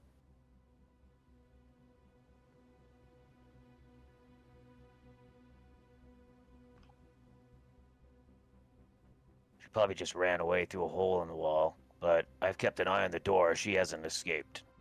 Yeah, and Turn On Dead only lasts 1 minute, so I'm sure by now She went to go get her friends. I'm sure of it. that are just waiting and making a trap for us. Can you No, Can you sense them, Barnaby? I guess if I got really close and everything, but I mean that's risky. Well, we're about to, because we're not leaving her in the wind. You ready, boys? Hey, little girl, is this your friend? And Runak chops the head off the girl that's on the ground. So, All right, Grim, but you don't hear any response. Remember, they can burrow. She might have burrowed below and is waiting for you. There's stairs that go up. How do I look up, Adam? Do we see? Is it a large tower? How many stories is that tower? I see stairs. You do indeed, yes. So as you look at that tower, you can see that only the bottom 15 feet of the tower remains. Its interior is choked with debris. There's a bunch of rubble at the base of the tower. And you also notice, as you're looking through the doorway, bones poking out, some rusty sword blades, and bits of dented armor. Is Plate that plate armor? armor, Glory? Is that plate? It's hard to tell. It's not it's worthless. Hell, I'll take rusty plate armor. that's how you get tetanus. Says the That was a undead guy. Are we going in there? Are we We following? sure Yes, are. we are. All right, here, We don't Barnaby, leave her in the wind. take this, and I'll hand Barnaby the potion of healing that I just got, so that he can take that before we go down. Yeah, I think I'll sip it right now. Hey, Adam, is potion healing the same? Well, I don't remember what potion healing heals these days. 2d4 plus 2. Okay, it's the same. Runak will disguise himself as one of the little girls. Okay. So you're It's noticing me, those. guys. You're noticing those stairs there go up, and then they kind of are crashed out. So only the bottom 15 feet of the tower remains. So basically, once you get to the top of those stairs, you're looking at open sky above you. Well, she's not in here. Well, she must have escaped through a crack in the walls then, or jumped off. Here, Zach can come investigate it. I'm still focusing on guidance for him, too. So from that point, Glory, if you kind of are on your tippy toes and like lift yourself up a bit with your arms, you can see to the south and southwest and so forth. You notice open land there, the trees that you pass by on your way to get here. And it's a 15-foot drop from here to the ground. Yes. All right. Well, no, Caliban, it's me. It's me. It's Runak. I was just trying to trick her. Jeez, you gotta tell us before you do that.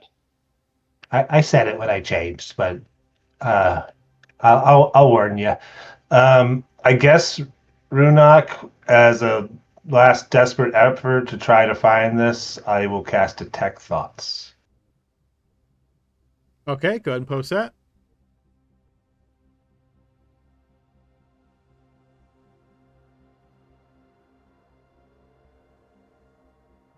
I don't know I'm why I looking was around the doing corner. that. I'm trying to post the actual thing. I'm looking around the corner, trying to see if I can find her around the wall. You only detect the thoughts, surface level thoughts of your companions. Okay. And then did we already investigate in here for like secret doors or anything like that? Nope. You Nope. did not. Then I will cast Prestidigitation to make like a little like pink puff of smoke and see if that goes anywhere as I'm investigating to see if like there's any like secret doors or anything. Okay, go ahead and throw me an investigation check. Good flavor. No, you don't see anything in this area. Again, other than what's already been described, those bits of armor, the debris, that sort of thing. There's a lot of clutter and rubble in here. I mean, who knows what could be below all that, but on your investigation, you don't find anything. Okay. And I don't know if it'll make a difference, but you do get to add a D4 to that. Yeah, probably not. 12, same response. All right, I'll drop my disguise so that people don't get confused and attack me. Well, we're gonna have to wait here till tomorrow anyway, right? Might as well get a quick rest in and maybe try to figure out what these things we found are. Well, if we clear out this room, at least we have a door. You can go in there, but like I said, keep it right. So keep in mind, it certainly wouldn't be comfortable in there. You'd have to be like sitting or standing on all the rubble and that sort of deal to just be in that area if a bunch of you pile in. I mean, we're already inside a fort. I don't think we need to be in one of the guard towers of it.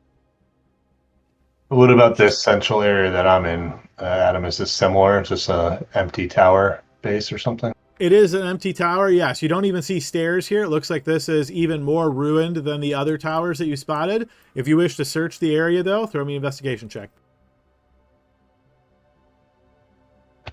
I'm not very good at that, but I'll just search just to make sure there's no like clear hidden doors or something. Okay. You said that the central one doesn't have like any way up. But is it like a would it have something that we could potentially like throw a grappling hook up to the top to maybe climb to the top of it? Only kind of like the rim around it. But yeah, potentially you could throw it up maybe 10 or so feet. It would basically let you get to kind of like the ledge, but you don't think there's like a room up there or anything. You would just like walk around this ledge. Okay, yeah, I was thinking like, if it was like a roof with like an overlook kind of a thing. No, even roof even. Like that's all fallen in. It's just like a horseshoe-shaped wall is all that remains of the rubble. Okay.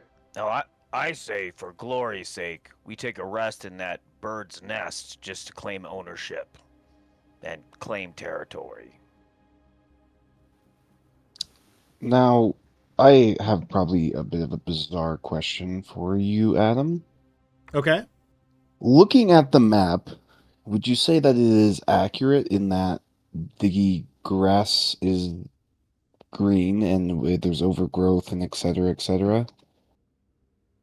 Basically, yes. If there's a particular area you're interested in, I can give you more details. Yeah, there is, because I'm noticing here on the map that this section of grass over here is greener than the other parts.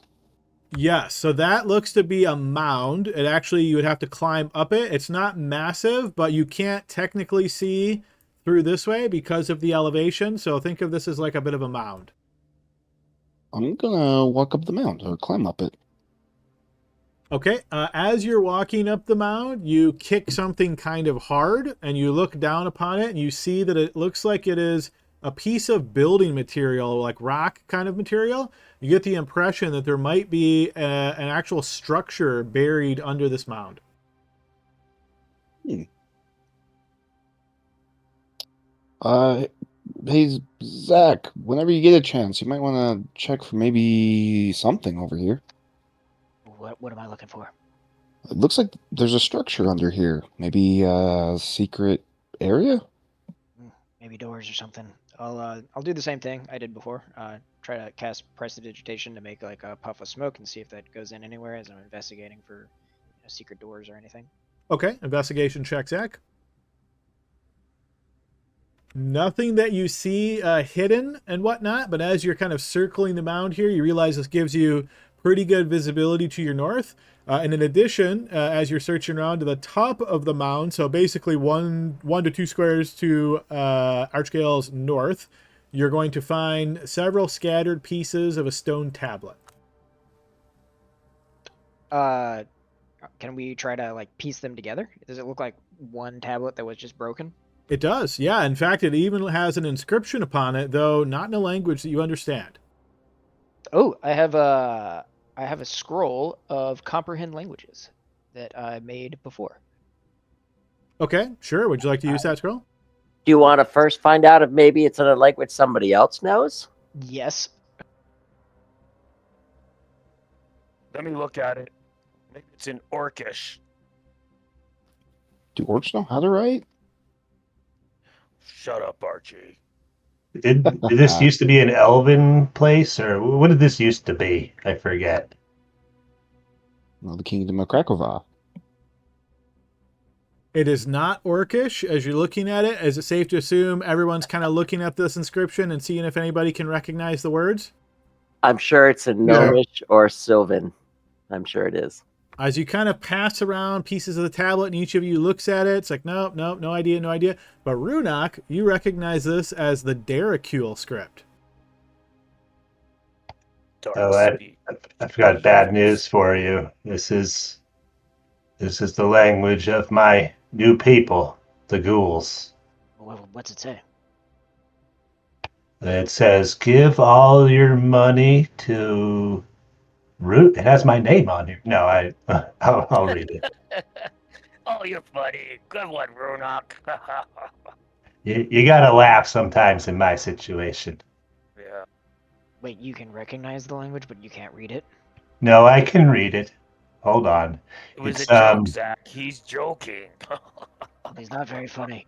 it's Oh, it's it seems as though we are possibly in some sort of grave site. It says, "Here lies Otmar the Sallow, Shroud Eater, and Lord of Bruvik.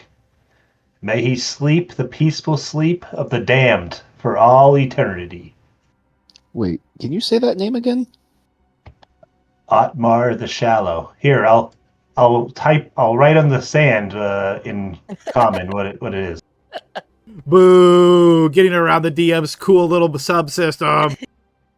No, it's fine. You can do that. No, well, here. This is his name.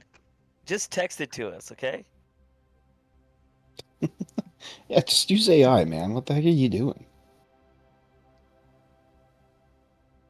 Shroud Eater, Lord of Brovak. I will take out my little journal, but I don't think I have that name. But it sounds similar to another name I heard. Refer to him as the sleep of the damned. That's an odd thing to say, isn't it? Well, it Here we says go. the peaceful sleep of the damned for all eternity. So, I feel as though sometimes those in our situation see final death as possibly not a bad thing. Well, we probably don't want to bring him back, so maybe we don't, dig up this spot. But is that a name or a location that any of us would recognize?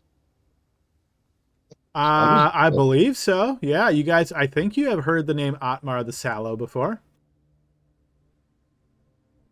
We have.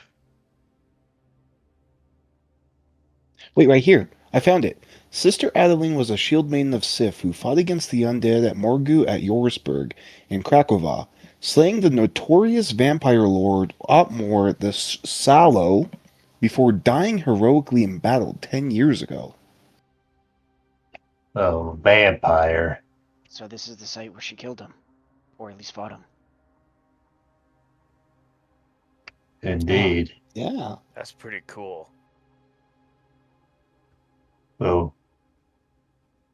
Hey, should we Caliban? dig him up? No. Hey, Caliban, I really hope... don't you have a girlfriend that's in the woods? And, you think she's fighting that little girl right now? Or we're not going to rest here, right? You're going to say hi to your girlfriend. I think she was like an hour away or something like that. We traveled for a while before we got An here. hour? Okay. Yep, that is correct. I hope she's safe. She's very good at hiding, but the Alright. little girl in distress, that could be dangerous. We should get back. Well, Caliban, you've been getting real close to her recently. Has she told you any more about what she knows and who sort of informed her to Meet up with us?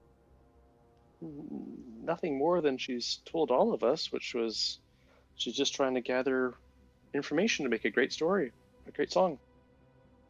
Archgale. Quick question. Is this like a ledge that drops off here? This section right like here? It is not. No, that's the ruined wall. So if you see this wall here, this is just kind of the remnants of the ruined pieces of the wall. There's no significant drop. Okay. Hmm, okay. Well, there's a vampire under here, but isn't Sister Adeline under here as well? She might be. Either way, we need to, take a quick breather, maybe figure out what these things we found are, lick our wounds a bit. If she was under there, could she still be in her robes? Maybe. Speaking of robes, did you find some robes in this nest? Yeah, I found a cloak. I don't know if it's magic or not, though. Well, let's go up in the nest and take a breather. The gravesite isn't going anywhere. It's fair. I'm fine with that. All right, I'm going. All right, so it sounds like you guys want to take a short rest. Is that correct? Yes. I do at least. All right, as you guys tuck away into the bird's nesting area, and you see all this debris and bones and that sort of thing, you will be able to pass an hour by here uneventfully so, qualifying for a short rest. Feel free to spend a short rest and update as needed. I don't think I get anything from that, so I would like to spend that time if I can to try to identify any of those items that we found. I believe it's just one per short rest, if I remember correctly. So which item would you like to identify? Let's go with the cloak. You're able to determine the cloak is not magical. Can I determine if it has any value during that time, or no? Sure. Let's call that a intelligence check.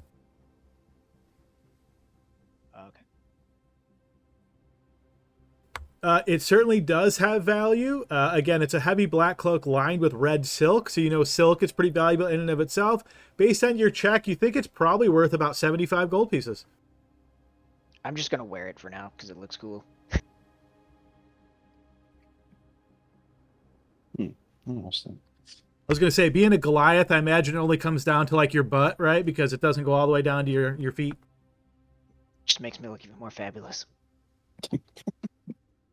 You're a looker, that's for sure. All right, Adam, there's my con save for the exhaustion from dropping in combat. All right, you will be able to wipe that level away. Thank you. Adam, I'm going to try as well. Okay. Just a standard con. Yep, just DC 10 con save. All right, you're able to wipe it away as well. Adam, I rolled good. I see that. I know. I'm kind of shocked. It took my breath away from me. All right, well, guys, you have basically you came here early in the day, so this is the anniversary. So this is supposed to be the day of the event. You got here kind of early, though, so you don't know when these spear maidens might arrive here. So give me an idea what you guys are planning to do during this time. How are you passing any time, however much you might need to pass before something happens? Well, you should identify that robe. Can we spend an hour doing that? He did. Yeah. Oh, sorry. I was concentrating on something else. So I know What happened? mechanically it takes a short rest, or at least I think it takes a short rest to identify.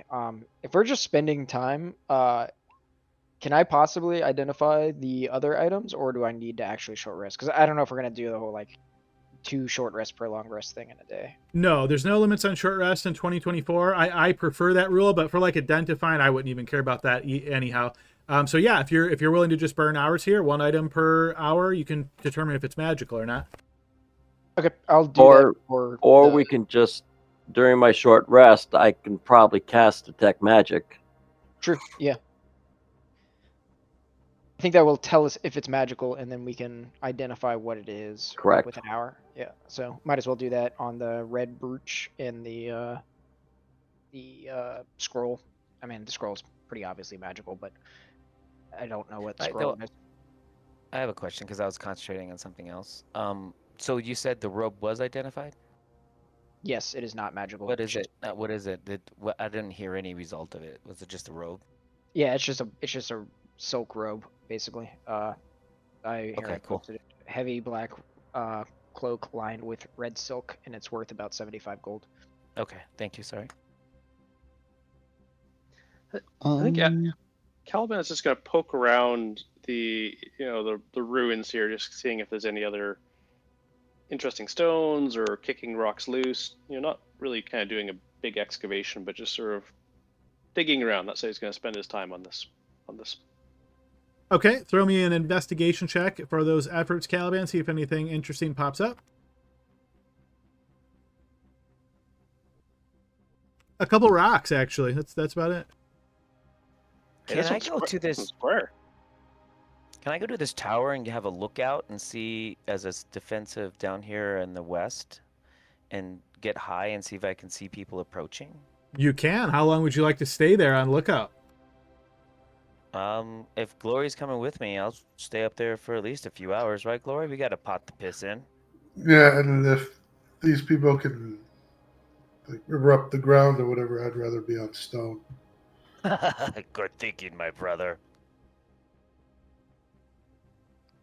I am trying. I think I'm putting pieces together in my head, but I don't know if it's actually anything other than that.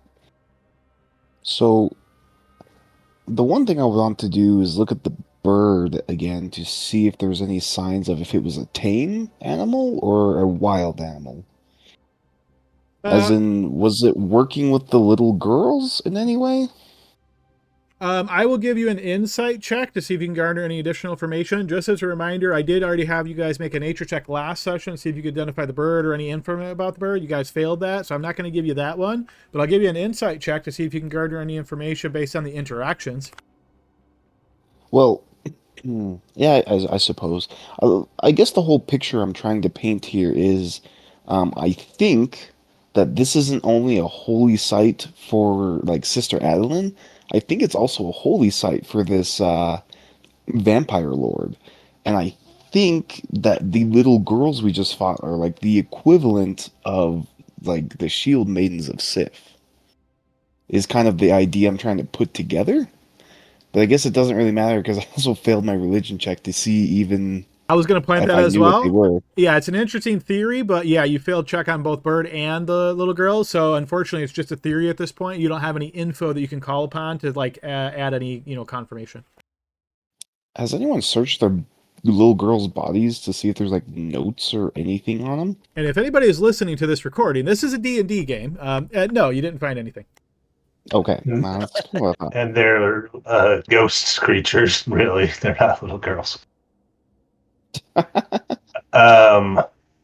Does the term Shroud Eater mean anything to me as a member of the Empire? Like, do I know if that's like a certain type of vampire or something?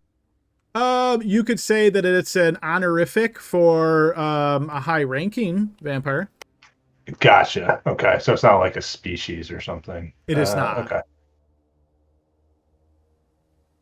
Adam, you mentioned up here, right? This is like a ledge kind of a thing, like at the top of the hill. It's a and- mound, so yeah, it progressively gets higher as you get closer to the center. You can think of this as being the center of the mound. If you're here, you're like at the very top of the hill, and it descends any which way away from there. Okay, so there's no like wall, because I was gonna like kind of take a walk around, because there's a building here you said, and I was trying to see if we can find like an entrance to it if there is one. If there is, it's buried underground. You don't see any remnants of the building above ground unless you are walking around that mound, kind of like Archgale where he kicked like a piece of rock or stone. It's certainly buried underneath this mound. Okay, got it.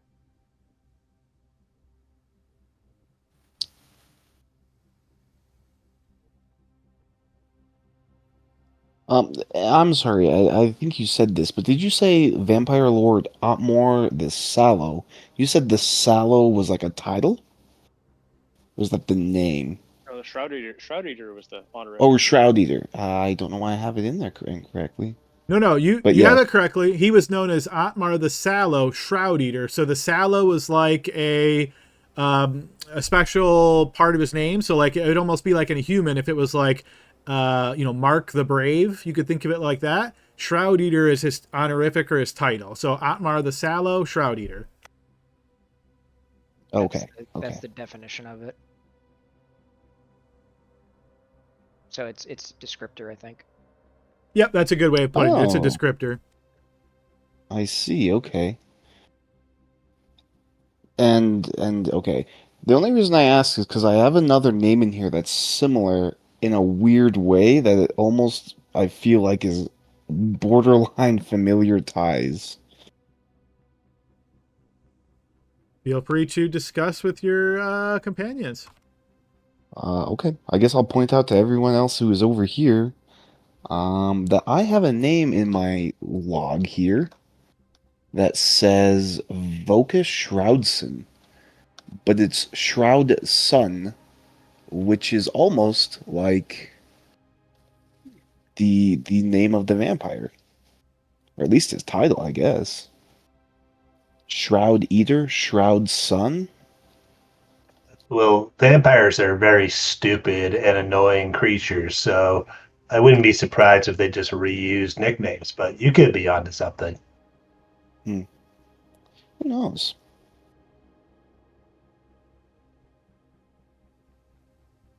Well, that's all I got. If we're sitting around long enough, I'm going to try to identify that scroll as well. Sure, yes, you spend an hour on that. It is a Scroll of Lesser Restoration. Ooh.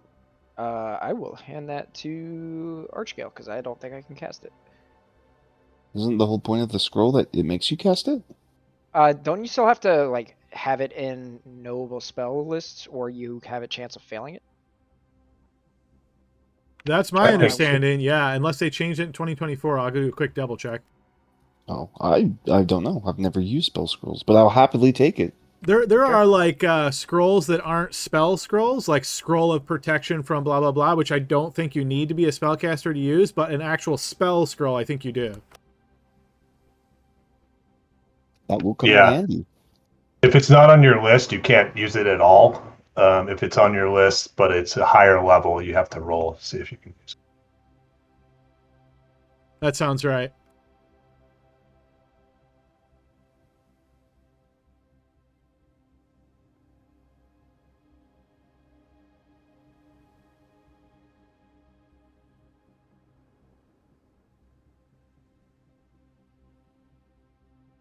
Well, I think I got all my talking and ideas out, so I'm just gonna hang out and poke around the mound.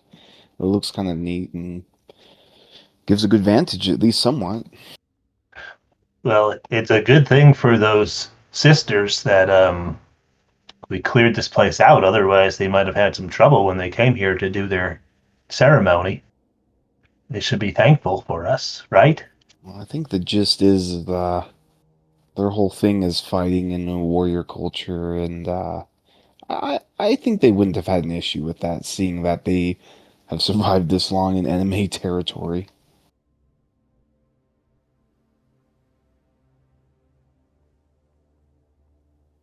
All right, You guys. gotta learn to talk yourself up more. So keep in mind that multiple hours can pass here before you're kind of just doing stuff inside. I know what Glory and Grim are doing. They're in the tower essentially like on lookout duty and just chatting amongst themselves. The rest of you guys kind of been poking around trying to see if you can piece any details together. Is there anything significant you're doing or any way you're posting yourself as I pass time to the next event? Barnaby will actually. Adam, can I go on this wall or something? Go on it. Well, that part right there is rubble. So yeah, you could stand on it. It's not of any real height or anything. It starts to get higher as you get closer to this, but this would be like ground level here. Okay, I'm going to kind of go over here and take a watch from behind. From behind, so you're trying to be behind the wall like here? Well, if I'm up high, I can kind of see. Well, I'm going to say north, even though Kobold Press may say that's different, right? But I'm going to be kind of, if that's a little higher, I'm going to be kind of, behind the bush there, but also looking in this direction kind of stuff. A lot of focus That's there. okay. Good enough. So you're on lookout there, trying to get a point of elevation. Okay, that works. Anything else specific anybody's doing that hasn't already been declared? Yeah, I mean, Runok, even though he's not good at it, he's going to poke around all the individual towers and stuff like that and just make sure there's nothing in any of these empty rooms. You're All doing the basically room. another level of investigation? Yep. Okay, since you've got a lot of time here, go ahead and throw me an investigation check, and I will say this is going to represent multiple hours of you looking through, poking, prodding, that sort of thing. Oh, prepare to be disappointed in what multiple hours Runok does. So here we go. Yeah, so mostly you guys poked around in these areas already. The one spot that you didn't really spend hardly any time in so far is the spot you're in right now. So as you enter this area, you get the feeling, just by the look of it and so forth, that this was like a barracks area. Go ahead and make a survival check as well.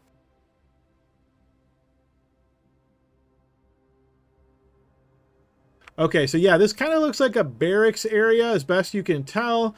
You are also going to notice that on the western wall, so like back over in this area here, you're going to find that somebody has painted Sif's symbol, which is a bundle of arrows on the wall there. It feels a little bit odd to you here, you might say. You can't really put your finger on it, but it almost feels like there's a little bit something in the air. Hey, any of you smart people, come here. There's symbols on the wall here, religious symbols. Oh, I think that might be me. Well, or him. Wow. It's not me, so I could use your help in here. I know how to read. I just realized something too. I need to go talk to Grim actually. So Zach, if you want to take this over, I'm gonna go talk to Grim real quick. Okay. All right, Zach, is there anything specific you're trying to do here? Like anything I mentioned that you're trying to get more info on? Yeah, I guess you said like there's something in the air, so trying to figure out like if there's some type of like magic or scent or something, I guess. Sure, yeah, go ahead and give me an Arcana check. You kind of get this same strange vibe that Runok mentioned or kind of pokes out to you.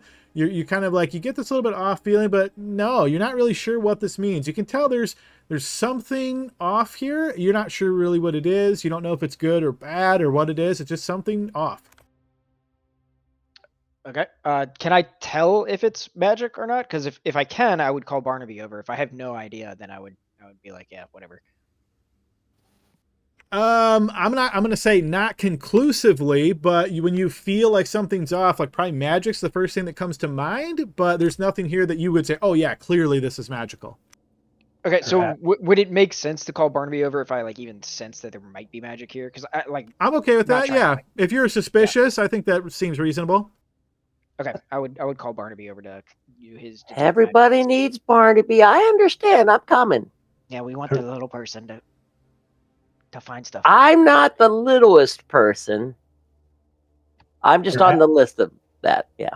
Perhaps this is where they have hidden something having to do to Lady Adelaide and are disguising it. So I'm just going to move out of the room here just in case they have a trap or something to protect something. That's just a theory. Oh yeah, I'm going to do that too. Better safe than sorry.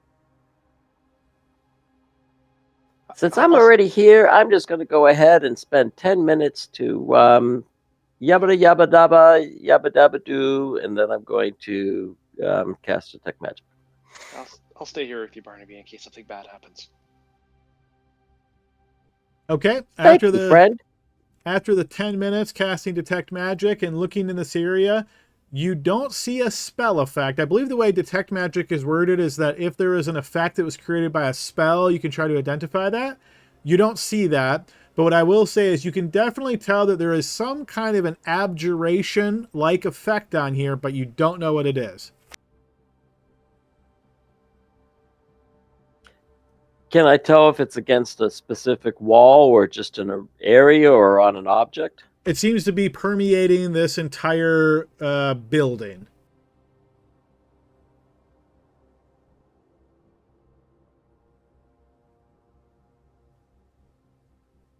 Alrighty, and I'm going to mention that to everybody. Do you guys want to move some rubble around and see if we can find anything? Maybe there's a hidden trap door to get underneath. We might not want to disturb it, since it has the symbol of the Lady Sif, just because they may take offense at us doing that if they come and find that we have messed with their stuff. They are a touchy bunch, from what I hear. Why don't you Okay. cast minor illusion here in that area of just a snowdrop. See if it does anything. It does not. But to each their own. I'll probably be on their bad side anyways if they discover me or who I am. So Adam, Yeah, you circle said of there's a spears. symbol over here. Can you point to where the symbol is? Yes, the symbol is in this area here, and it is Sif's symbol, a bundle of arrows. All right, I'm going to come over here and I'm going to push the wall, see if maybe there's, anything by doing that. Nothing changes. It feels, solid, physical, nothing special.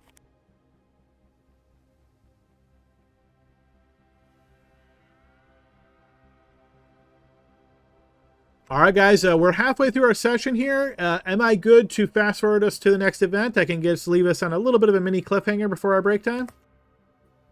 Sounds good. I have one question for Caliban, actually. Caliban, are you going to get your girlfriend, or are we going to just hang out without her for this until we meet these people? Well, I think she's like an hour away, so I think the idea was we would spend the day here. So Okay. I Just think want to there's double check. one thing I really want to do really quickly. Okay. And it's If you need a because spear, take it from Glory, because I don't have wooden spears. I Yes, have wooden javelins. yes. It might be a difference. Yeah. Yep, and so I put the pieces together in my head. I would like a wooden spear, which a Glory seems like is going to generously provide. Yep, you can take one. And I'm going to take that to the mound and stick it in the ground. Okay. Because I put the pieces in my head together. I knew last week that the spear maidens do that. But what is a wooden spear but a big stake? Okay. All right. Sounds good. All right. So you take that from Glory and you make your way back over to the mound, and you're just poking a single spear into the ground there? Yeah. Okay. You have done so. Okay, nothing horrible happened. A vampire didn't reach out and try to kill me. No, nothing horrible. Maybe Okay. do it over here where the magic is. Yeah, what I if think. you poke it there? Well, I don't know. All right, I'm going to fast forward super quick, guys. No, that doesn't do anything either. Is there anything else particular before we advance to the next event?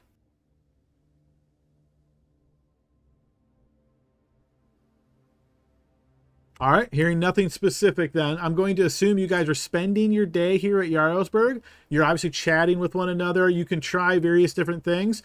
Nothing that anybody's floated so far has any material effect. You guys haven't been able to piece together too much about this effect inside this building that was discovered. But as you're kind of just out and about and day is passing by, it's, hour after hour after hour, you're just waiting for these, individuals to approach or to appear. Glory and Grim, from where you're at, you do notice looking past this tower this direction, you do notice at a distance away of probably 300 yards or so, when you first spot them, you see a pair of two travelers. Hard to make out many details from this distance, but they are making their way towards the ruins of Jarlsberg Castle. And that's where we'll go ahead and pause and take our 15-minute break, folks. Alrighty, everyone, we are in the second half of our session. Team, you guys are in Jarlsberg, the ruins of Jarlsberg, I should say, and you've just seen a couple of people of approaching. Let's get you back over there. All right, Well, so you said, Grim and yeah. Glory have spotted these two figures about 300 yards to the northeast of that tower. And yeah, feel free to take it away from there. All right, Glory, let's go tell the others. Unless there's something else you could spot, they're pretty far away. Let's go tell the others before they. Oh, we still have time. Where are the You others? said there were 2 people, right? Yes, you spotted 2 figures. They're not just people Hey, what's approaching. going on? Oh, people?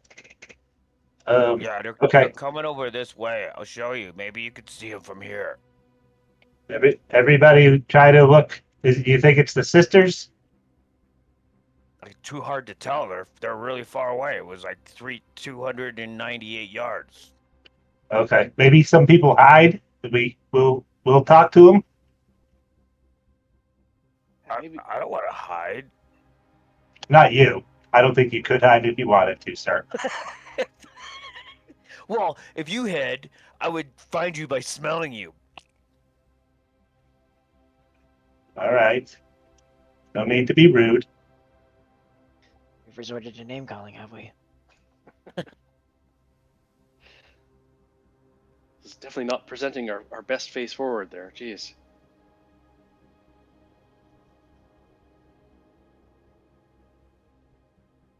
So can we kind of keep my eye out at the horizon there where they're coming from, and we kind of calibrate and see if I can see them again. You There's a can't, little- but just keep in mind this is a mound, right? So unless you're at the center, you'd be looking into a hill here. But yeah, if you're up here, you're at the highest point. Okay, so you're standing up there. Obviously, Grim, you're going to be visible yourself there, looking in that direction. Is that okay, or are you trying to be stealthy? Is this okay, boys? I can go behind. Some of us can go behind this wall here and just. No, but do you mind if I'm visible? Oh, your death. I mean, yeah, whatever. Okay, I'm standing here then. Adam, I'm going to go ahead and take a little bit of caution behind the wall here. Are we trying to broadcast that we're here for the Knights of Sif? That's a general question. Yes, that's why I asked. Want me? If we are, then let's have. Maybe we all go up there. Well, I was thinking, like if we're trying to be like, here we are, we're on your side. I would cast minor illusion of the snowdrop again, or the sign of the Knights of Sif, kind of in the air above Grim. But if we're trying to not, give away that we're here, then obviously I wouldn't do that. I think if it's them, we should be non-threatening. If it's not them, who knows? All right, I'll go ahead and do that. I'm gonna cast minor illusion. Awesome. Okay, then I'll stand on top of the mound with the spear draped across my shoulder. My silvered ornate spear, mind you, gleaming in the sun. All right, so the snowdrop's a flower, so you're creating the image of that flower above Grim's head? Yes. Okay, now obviously, being that it's a flower and it's pretty small, you don't think this is something people far away would be able to see. Okay. I mean, as they get closer, then then maybe I'll do it again. But that's fine. Okay, got it. They can't see it. They can't see it. It is what it is. Okay, rest of you, anything special you're doing? I heard Barnaby's trying to kind of be a little bit hidden by the wall there. So Barnaby, throw me a stealth check. Anybody else trying to be unobserved or hidden?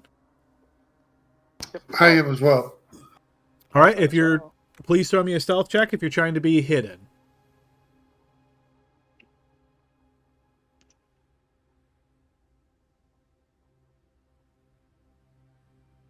All right, and the rest of you guys are just raiding where you are and allowing them to approach. Is that correct? I'm also hiding in the bushes near Glory. Yep, I see those on the checks. Yep. Thanks Yes, for I'm that being reminder, open. Glory. Okay, but remember, you're at the bottom of the mound, so they wouldn't even see you coming from that direction. Is that okay, or do you want to be visible to them? No, I don't need to be visible, but I'm not hiding. Okay, fair enough. All right, so let's see. Minor illusion, I think, only lasts a minute. So is it fair to assume, Zach, you're like recreating this every minute? Yeah, and I'll probably alternate between the quiver of arrows and that like every other minute, because it sounds like that was the other symbol. But yes. Okay, so these 2 figures are approaching. Grim, being that you're at the top of the mound and you're looking towards them, you realize that eventually they spot you as well, and they start to slow down. You can see them kind of conversing with one another. This is probably 150 yards away at this point, and you see them kind of looking at you, and they seem to be talking to one another and then looking back at you, and really you get the impression that they're trying to like gauge the situation. I'll help them decide. I say, wave my hand, and I wave them up. Come on! I have great news! All right, you will notice that after about a minute or so, they continue approaching, though you see now as they're getting closer, they both brandish spears in their hands. And they are approaching with those spears armed. As they get a little bit closer, you notice that they are wearing heavy armor. It looks to be ringmail, and they wield shields, which they now have at the ready. Ringmail, shield, and spear, and you can see them approaching in like a battle-like stance. They're now about 100 yards away. Okay, now, I don't think I could tell their sex by now, right? 100 yards away? Yeah, I would say so. They both look to be female. And then 100 yards, I'm going to say, here's my speech I tried to do in combat. I wrote this down. It was very important I say this. Oh. Hail, spear maidens of hope! Jagoda Mazarek from the Temple of Sif has sent us here to meet your valiant warriors to celebrate the courage and legacy of Sister Adeline in hopes to destroy the empire of the ghouls. Come on up. I have great news to share. They clearly have heard you, as you notice one of them kind of chuckles a bit as she looks at the other one, and then they converse once again, and you see that they seem to be a little bit more at ease, and they walk towards you. Oh, great. It's working, guys. Well, come over here and look up at Grim, and I'm going to say... They're well, here, they're here, they're here, they're here. well, Grim, remember they're warriors, so they might actually Yes. just want to fight to introduce I each know, other. that's why I'm here standing in front of them. Hi, Is spirit it them? maidens of hope. You I'll notice- climb out hiding. You notice the two women approaching. Again, already, as I explained, what they're dressed in. The taller one is blonde, and you see she has a very grim look on her face, very resolute. The other one is a bit shorter, and you see she does not have any kind of humor on her face whatsoever.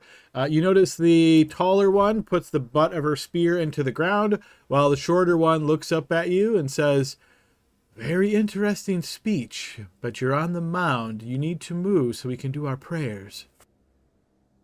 Oh, apologies, my lady. Off the mound. The news we have to share is that we killed... After what are these guys? we Gotcha. must do our oh. prayers. Okay, all right. Everyone off the mound. Okay. I'll hold my breath. You see they get to the top of the mound and they look out at most of you. You feel like they spotted most of you, maybe not Barnaby, but you notice that they take out these small wooden carved spears about the size of like pencils, and they start sticking them into the ground as they're doing this ritual.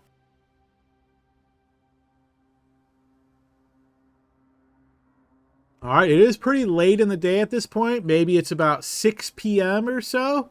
And you can see this ritual seems to be going on for quite some time. They're saying words to basically words of like blessings and hopes, and trying to, you might say, channel Sister Adeline and give grace to her and sort of remark upon her great life and what she has done in the world and everything that she did good, and her battle against the undead and her defeat of the evil creatures. And this is going on for quite some time.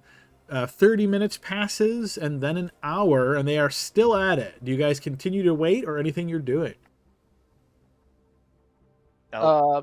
Continue to wait. I remembered that I had that lantern of revealing. So while they're doing that, I'm gonna light that and just kind of walk around, basically everywhere, and see if there's anything invisible that we missed.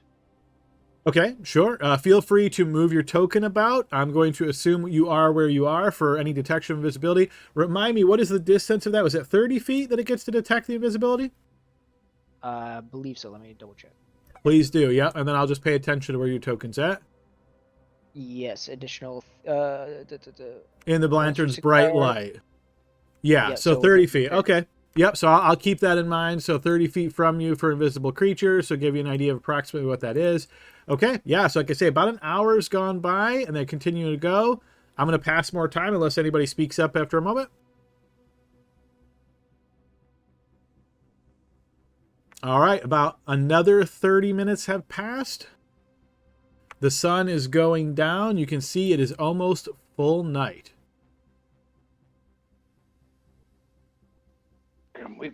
We're gonna have to get back to camp soon. This is crazy. Shh. All right, Zach, Hey. I see you're doing basically a full kind of cycle here. So to be fair of this, what I'm going to do is ask you to roll a d8. And what this is going to represent is where you are on the clock, right? 1 being up and then 2, 3, 4, 5, 6, 7, 8, like that. Where you are when this next thing happens. So force, that would be 1, 2, 3. So you're like southeast. So basically where you're at right now is perfect. So I'm going to go ahead and lock the tokens here. Okay, unfortunately, nobody is on watch at this moment. Most of you are below the mound. Barnaby has a little bit of visibility to his north, but that's not where this next threat comes from. I will say, Zach, go ahead and throw me a perception check. The rest of you, after Zach makes his check, I'm going to give you checks as well, but yours are going to be at disadvantage. Unfortunately, that is going to fail as well, Zach. Everybody else checks at perception checks at disadvantage.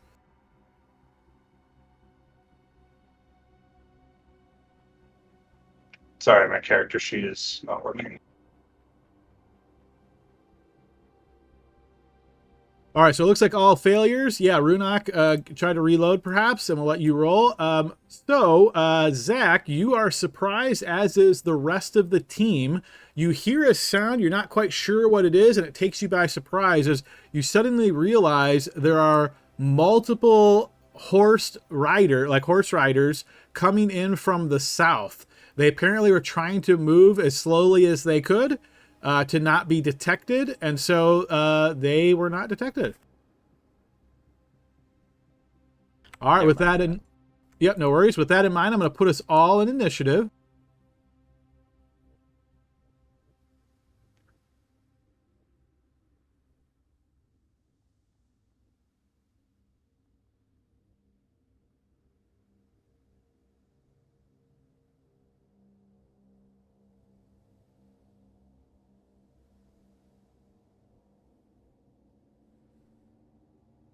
Hey, Adam, I always have a 5 on my initiative. Can I just roll it a few times just to see what happens? I'm just kind of curious. It's always like a 5. If you don't have your token selected, it won't overwrite what is there. But yeah, it looks like you rolled a 3 on that one. So if you don't have it selected, I think if you just roll Dex, or yeah, I want to make sure it doesn't erase what's there. No, we'll just remember it's a 5.1, whatever. But I always have a 5, or at least I feel that way. Fair enough. Yep. Feel free to do that if you like. Okay. All right. I had to test because I don't trust these character sheets, All right. So set Adam, yourself, hang on one sec. Set yourself back as a 5.1.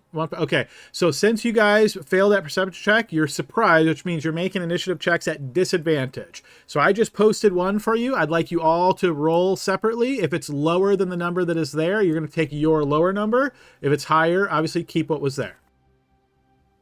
Okay, so this is where I need to ask you. So I have advantage on initiative. Then, let's see. So we will set a rule here, Grim. When this happens, do you want to just take what I rolled for you, meaning it was at disadvantage, you have advantage, it balances it out? Or do you want to always roll your own? You would just roll a flat value. No, I will,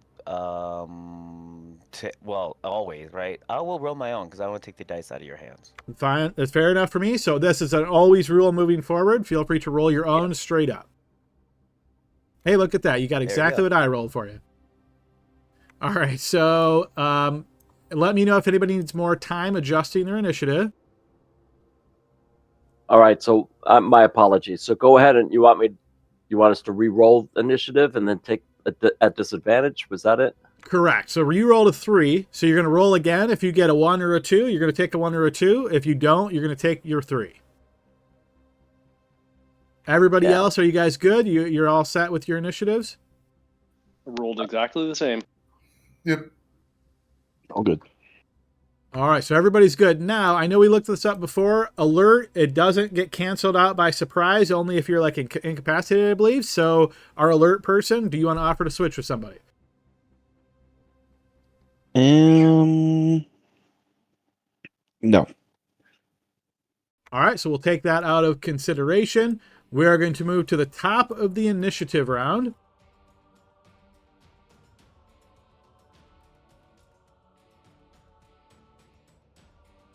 All right, at the top of the initiative round, we have the first individual riding in.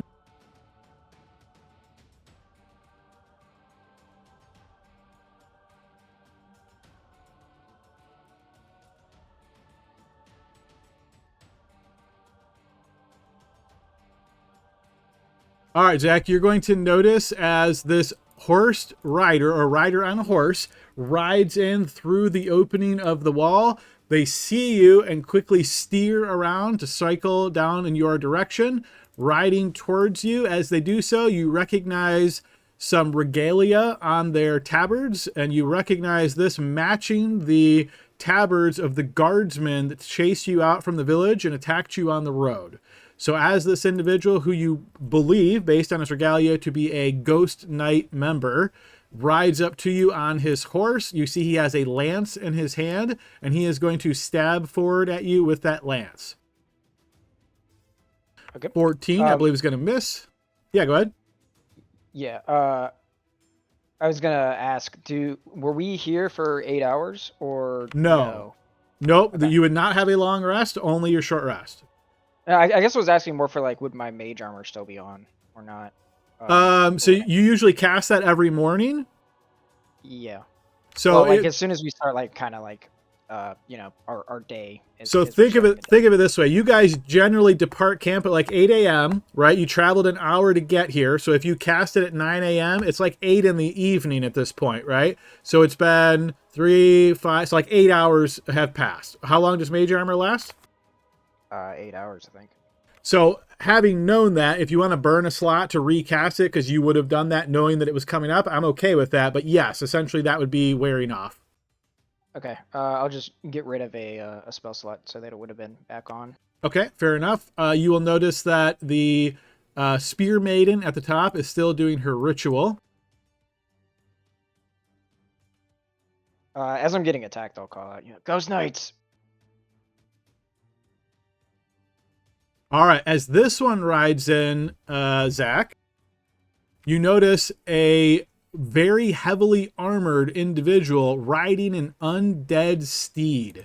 You notice that there is sort of this veil or aura of darkness around him as he gets closer, and then he is going to also attack you with his lance, but he is a much more capable warrior. He's going to attack you multiple times. In addition to that, because he has a special skill, he is attacking you at advantage. Well, we set that to advantage, but I believe that's going to hit anyway. Let me just make sure that's not a crit. I'm just going to post one more regular hit. Okay, so it would be a 25 on that attack. All right, so as this attack... Yeah, sorry about that. Go ahead. I was just saying that hits. There's nothing I can do to stop that. Okay, so as this attack hits, it deals significant damage. You feel this strike hit you very hard. So that's going to... Oh, ignore that next attack. So that's going to deal 27 points of damage. He is then going to attack you a second time, which is going to critically hit you. All right, now the majority of this damage is necrotic, so I'm going to roll a necrotic crit. All right, see, Fester, twice as many damage as normal, and the hit points are reduced by the same amount. Okay, so again, only the necrotic damage is going to be max HP reduced. Okay, so let's see. That's 19, and your max HP is reduced by... Oh, so you only had 4. Oh, boy. Okay, hang on. That's 34 points of damage against you there, Zach. You only had 4, so that dealt 30, so 4. Yeah, 1 point away from instant death. So you do drop, and your HP max is reduced by half. Let's see. Once you drop... Yeah, I mean, he can't hit anybody else, so he's going to make his third attack on your body, which is going to hit, so that'll be 2 failed death saves. All right, moving to the next combatant. So Noah, there is something about that with our last campaign, wasn't it? What's that? Yeah, but I don't know if we've been doing it that way. I'm just trying to not have him die. Yeah, look No, at no. Runak's message. You're thinking of fumbles. Criticals That was hit. the fumbles. Okay. Yeah. Oh. Crits hit on every attack. Fumbles is only the first one.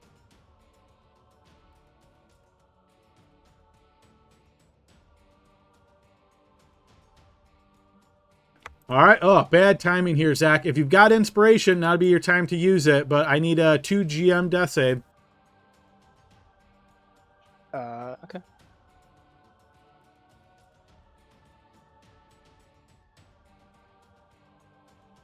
Okay, we'll keep that number hidden from everybody else, and we will move to Runak. All right. Can you use multiple inspirations in a turn? Can we give inspiration to somebody else? I usually let players give inspiration to somebody else once, and if it's like in a really critical moment, I might allow twice. If like someone's just about to die. I would. Well, I guess I don't know if he failed or succeeded. So Right, that one's hard to do at this point. So yeah. okay. All right. Runak says, "You're gonna have to finish your praying later. We got company." You will rush up here, and you will cast Hex on this first one, the closest one. All right, and just to clarify, you're casting this on the rider, correct? Yeah, not the mount. I'll cast on the Okay, right. got it.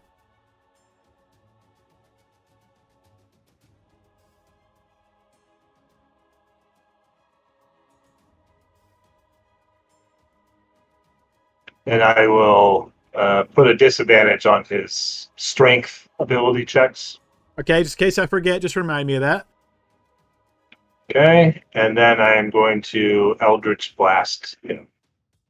Okay.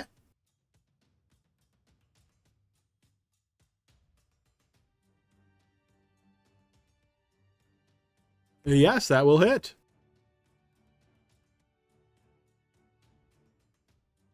Your Eldritch Blast strikes in his shoulder, and you see he is knocked back slightly and takes 2 more from the Hex. All right, and that's the end of my turn. All right, you will notice this spear maiden spins around and looks back, grabbing at her spear, and she says, Ghost Knights! Ghost Knights to arms!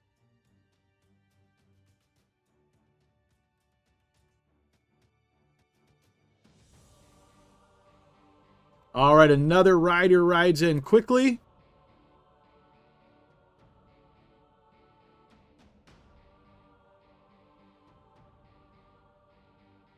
What I wouldn't do for a fireball right about now. Another rides in quickly.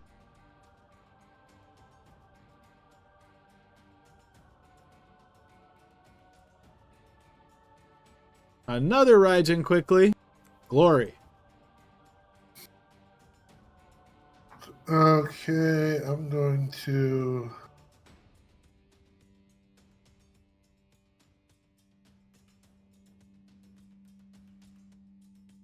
move to there. I'm going to dodge and rage.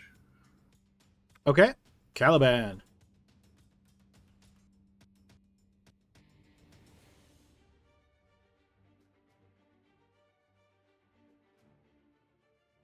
Caliban, if you're speaking, we can't hear you.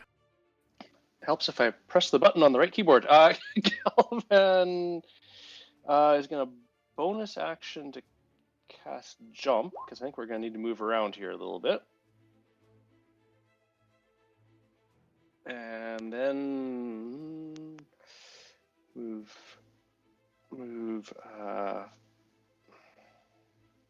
5, 10, 15. Oops. I want to go there for 20. Trying to get to Zach is going to be really hard. Especially with all these guys. God.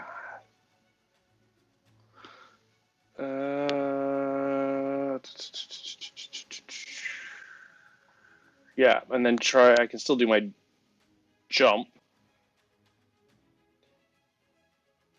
Right? You spent 20 feet of movement so far, so yes, you could spend 10 Yeah. more feet to jump 30. Jump 30 to there. Then can I use my action to dash for another 30? You could, yep.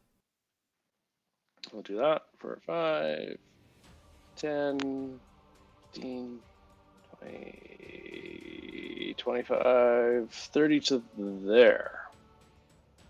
And now my turn. Okay, Grim. Okay, I'm going to move 5, 10, 15, 20, 25, 30.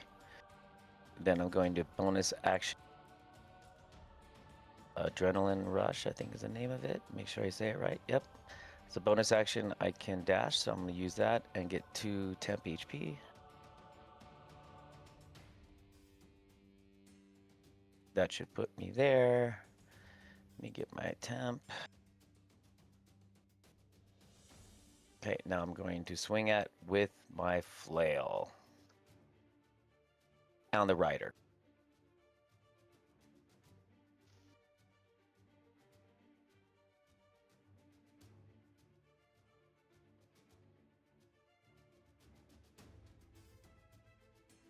Uh, 22 on the rider. That is going to connect. 11 points of damage. Yeah, your flail slams into him hard. He is badly hurt by that.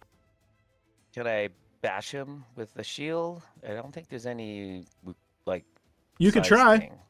Yeah, well, you're hitting the Okay, rider, so he's medium. All right, Yep. so you're trying to bash him. Okay. DC 15. All right, so let me double check this because I just had these rules pulled up.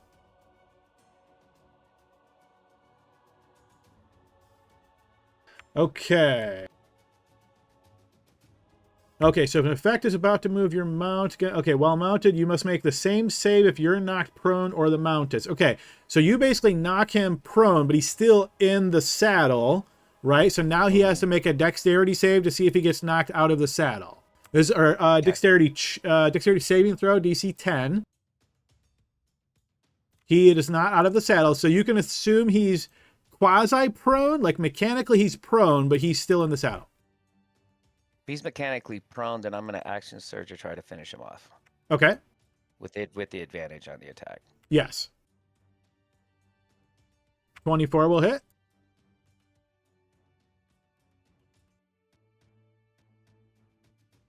Yeah, that's going to be enough damage to slay him. Okay, and then I'll end my turn. Okay, Archgale. Okay, I don't like any of this. This is very scary. Move 5, 10, 15, 20. Let me get a quick measurement real fast. And I'm gonna firebolt the the rider that looks like a dwarf. How about that? Okay, sure.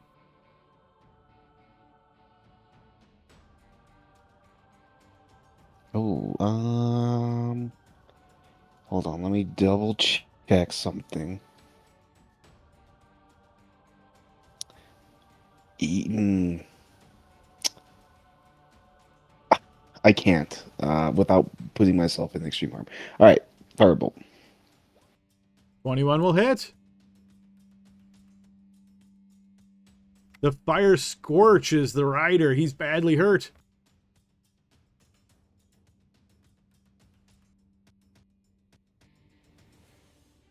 Okay. Let me see. I guess I could try to get over there. I was not. I 5, 10, 15. Oh, I'm gonna end my turn. All right, Barnaby. I'm coming. I know everyone needs the gnome.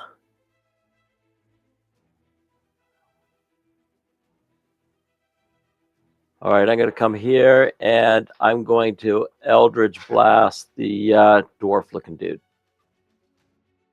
Oh, and also Adam.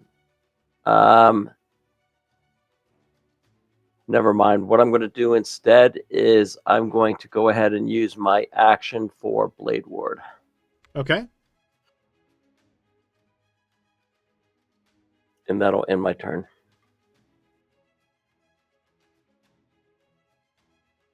Another rider rides into the courtyard.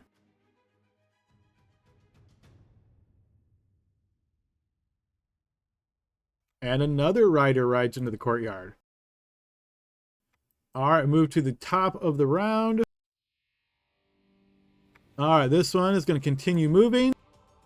Caliban, you're going to notice with horror as the rider just tramples right over Zach's body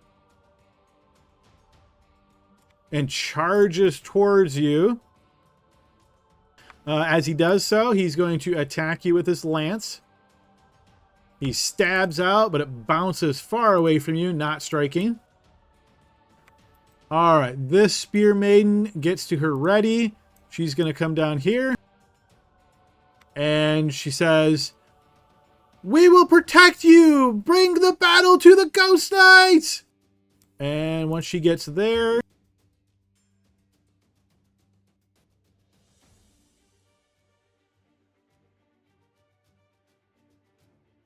okay, that's all she's going. Oh, wait, let me reread this. Oh, okay. So that's even more powerful than I thought. Okay, so you're going to see she points out this guy here, points her spear towards him, and you're going to see this radiant energy drops down towards his head. He is going to evade that radiant energy, but once he does, you see she turns towards you, Runak, and her eyes light up with a brilliant glow, and she says, "Strike that one now!" This is called Divine Orders, and you can use your reaction to make an attack against the creature that she just attacked. Which one was it? The Dwarf Rider. Okay, I can The one you have the do axe. Eldritch Blast on it. You can, yep. All right. 13 will miss, however. She seems disappointed in that. All right, this one's turn. Seeing that his whole northern area is blocked off, he's going to come south. And he sees an opponent here.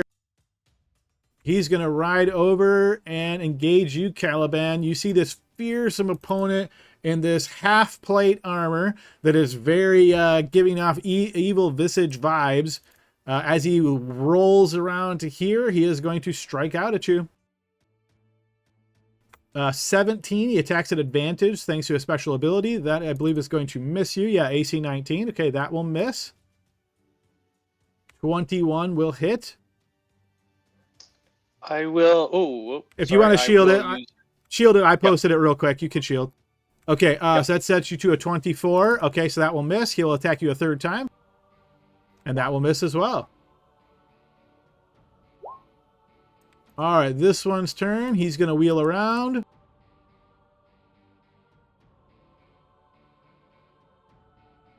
All right, Caliban, throw me an insight check.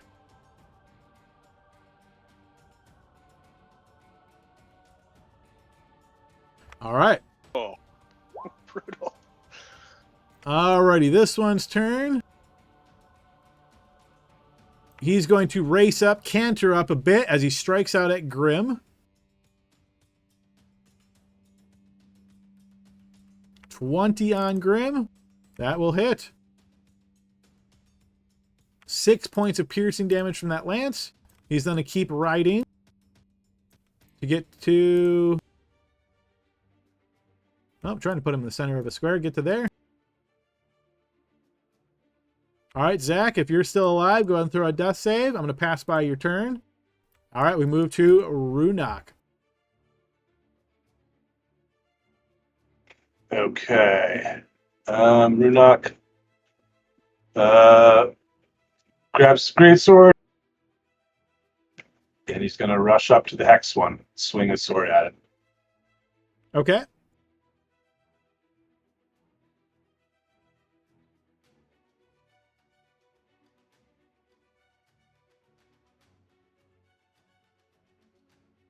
Yeah, that'll hit. That is enough damage to cut him down as he falls dead in the saddle. Okay. And do I have to do transfer hex over immediately if he dies, or I can do something else and do it another round? I don't know the specifics on Hex. If you want to post that, feel free to look that up real quick. Just as an FYI, you guys saw the dead rider. Its horse rode out of this way, getting away from combat when its rider was no longer controlling it. Okay. It looks like I can do it later if I need to. So as my bonus action, I'm going to cast Armor of Agathis on myself. Okay.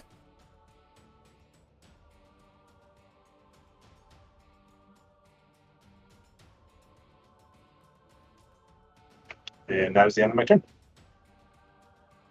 All right, the other spear maiden will rush down, pointing her hand at another rider.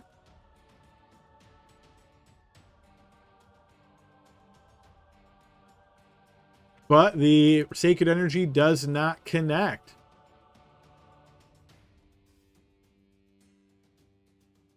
All right, this one is going to wheel around and ride up, trying to strike out at Grim. 14 is going to miss. This one will do the same, charging forth. 13 is going to miss. That guy is dead, so his horse ran off. Glory. I'm going to move up.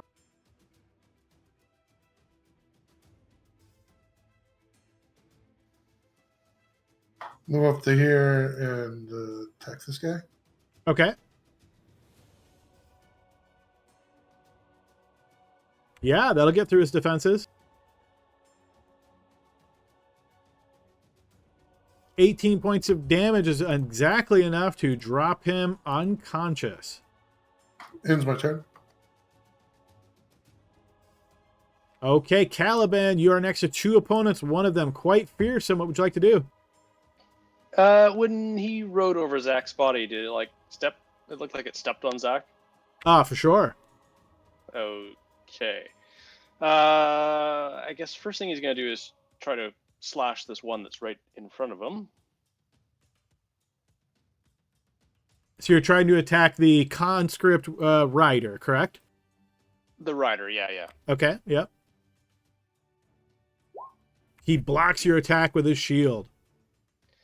Okay. I still have jump activated. How high is the wall right above me here? About 15 feet. I have a 30-foot jump. I would take an opportunity attack, but could I try jumping over the wall? You can, but just to clarify, you're trying to jump over, which means then you're going to fall 30 feet. Are you okay with that? Well, it's 15 feet high. Would I jump 15 and fall 15? Or you're saying I'd have to use the full 30 jump to get over it? Does it say you can? I feel like when you choose to do it, it's just a set amount, right? Unless it says you can jump up to 30 feet, then I would say you would need to jump 20 to clear the top of the wall. Good question. What does it say? It says Jump up to 30 feet. Okay. So yeah, I would say you would have to jump 20 to clear that wall. If you're trying to literally do one of this, like jump over the wall like that, then you would jump 20 feet, land on the other side, but that would be a fall of 20 feet as well. Are you okay with that? Yeah, I think rather than I only have this amount of shields, so I think, and I don't want to do another round with the big guy alone. So yeah, I think I'm okay with that. All right, fair enough. So both the conscript and the big guy are going to take opportunity attacks on you when you jump out of their reach. So here comes the conscript. 15 is going to miss you, the big guy. 21 is going to hit. Yeah, shield only lasted to the start of my turn, right? Correct. Okay, yeah, 21 will hit. All right, that is going to hit you for 23 points of damage. Oh.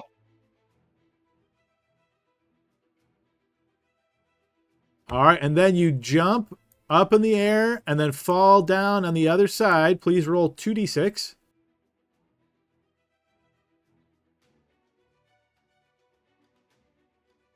You slam down in the rubble, smashing into pokey bits of rock and taking 11 points of damage. That's the best roll I have done in days. Unbelievable. I am down. All right, as you drop to the ground, we'll move to Grimm's turn. Okay. Semantics here. You said the rider's unconscious. That means he has 0 hit points? and not Exactly dead, 0, or- correct. Okay. So he's not in control of his mount. Correct. He's unconscious. Okay, I'm gonna let the horse deal with him. Can I move into this square and not be squeezing and attack the rider to my west? Yes. Okay, here it comes. Flail. 13 is going to miss. In fact, I'm going to adjust them slightly because they were in on like a half square. But yeah, 13 will miss. Okay, and then I will end my turn. All right, Archgale. Ooh. Oh. Everyone is such a bad position. Well, I know where that rider is going to come from next. At least I think so. He's coming all around, so I don't want to get too close. So, let's see here. I'm going to move 5, 10 right to there. And I'm going to cast Firebolt at the rider to the west, I guess, of Grim. Okay.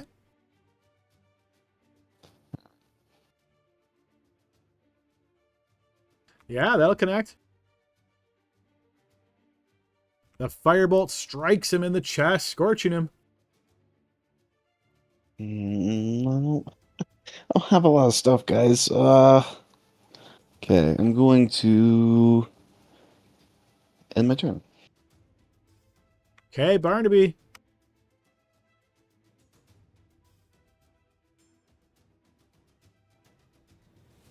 All right, I'm going to go there. And I'm going to see if I can hit the guy that's on his horsey right next to Grim as well. Okay. No, that will miss. Another warning shot. I'm telling you.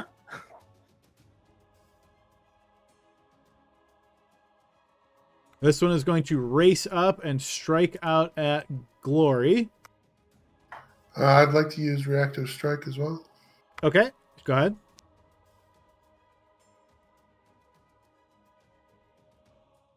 She ducks under your halberd as she jabs forward with her lance. 14 on Glory, I believe, is a miss. Yeah, 16 AC.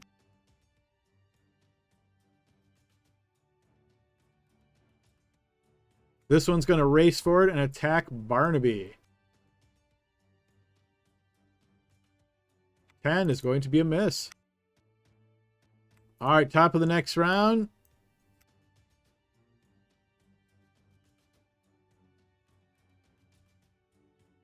Race up to here, attacking the Spear Maiden. Which will miss. All right, in response, Spear Maiden is going to attack twice with her spear as she steps up closer. But will miss a couple of times.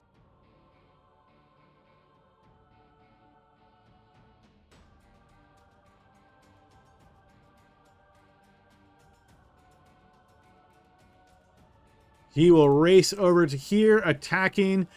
Because he's attacking across the other horse, I'm going to give Grim cover against this. But he is going to attack you 3 times.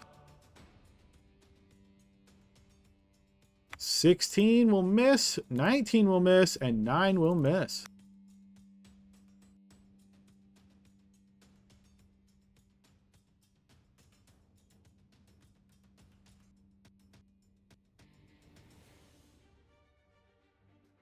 All right, this one is down. His horse decides to boogie out of here. I'm assuming nobody wants to take an opportunity attack on the horse, right? No. Does it look undead? It does not. Okay, Zach, if you're still alive, make a death saving throw. We'll move to Runok. All right, Runok is going to move his hex onto this one. He is currently unconscious in the saddle. Oh, okay. I'm sorry. I can't get to the big guy, so I'll move the hex to the guy right here next to Grim, Okay. and I will move up and I will swing my greatsword at him.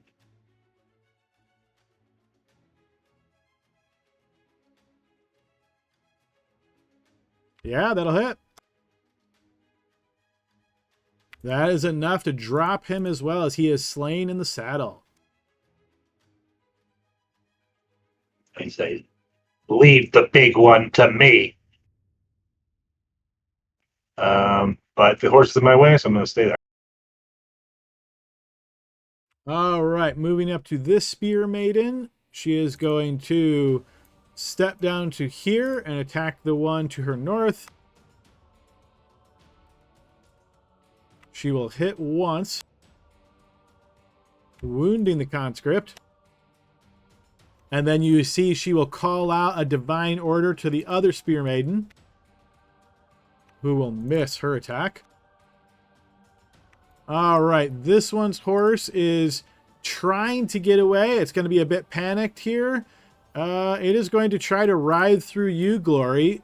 Glory, I would say you can either make a check to block it. You can make a check to completely get out of the way. What would you like to try to do?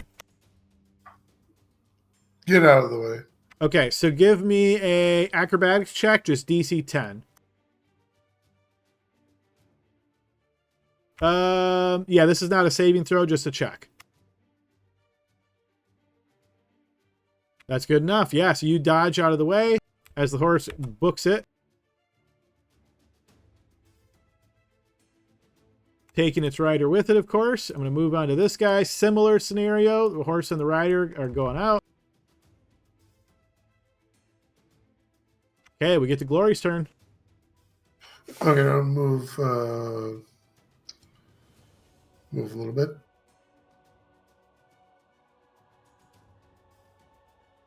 I'm gonna attack this guy.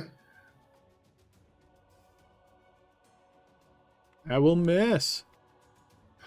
Pole strike this guy. That will also miss. Ends my What happened to all these crits, people? Let's go. Caliban, 2 GM death save, please.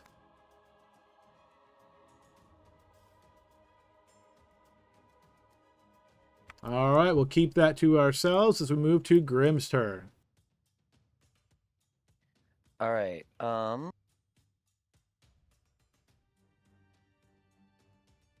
going to bonus action Adrenaline Rush to move to here. So that's my last usage. It gives me 2 temp.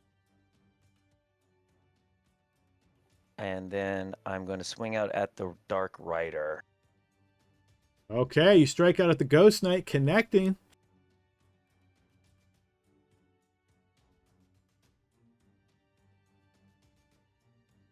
And wounding And him with your then- flail. That. Okay. Okay, and then I will end my turn. Take a flank. Let's down this Ghost Dark Rider. Rah. Okay, Archgale. Okay. All right. Let me just make sure distance real quick. I can find the spell I'm looking for. There we go. All right, perfect. That should be good. I'm going to cast Firebolt at the one that is west of the Shield Maiden.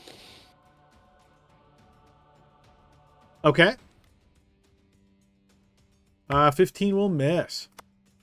Okay, and then I'm going to move. Let me make sure. Yeah, actually, I think I'm even good right there. I'm gonna move just in case.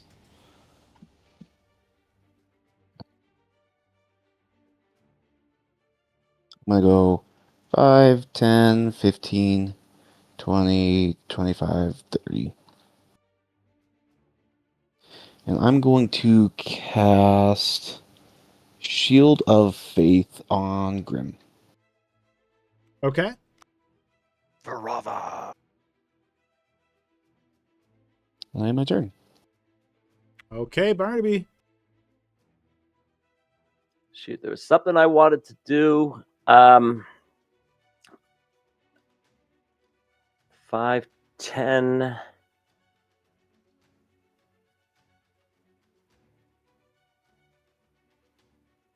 Well, I'm going to go ahead and do this anyway. I'm going to go ahead and use one of my channel divinities, Nature's Wrath. All right, and just to clarify, this was your 10 feet of movement like this? Yes, it is. Okay. And then I'm going to use Nature's Wrath. And then I'm going to aim for the horses and these undead riders here.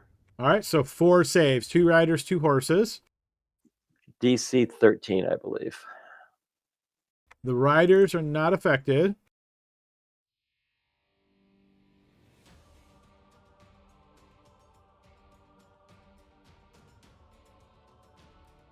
One of the horses is affected. Let me double check the mounted rules real quick.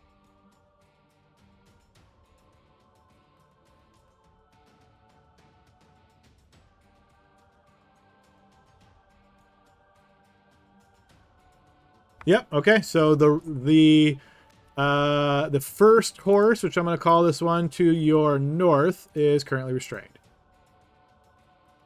Wasn't exactly what I was looking for, but, you know, it is what it is, right? So. All right. Next up is this conscript. Yeah, seeing you do that, he's going to attack you there, Barnaby. 8 will miss. And this one will also attack you.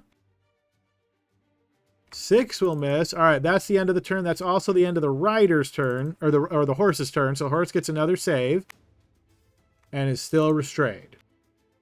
Okay, move to the top of the round. This one's still engaged in combat with the Spear Maidens. He's going to attack the one to his south. 20, that will hit. Wounding the Spear Maiden. All right, this Spear Maiden is going to attack a couple of times with her spear. She'll miss the first one, but hit on the second, wounding the rider. All right, the Ghost Knight's turn. He is going to wheel around you this way. And he's going to attack you, Grim. First attack will be straight up.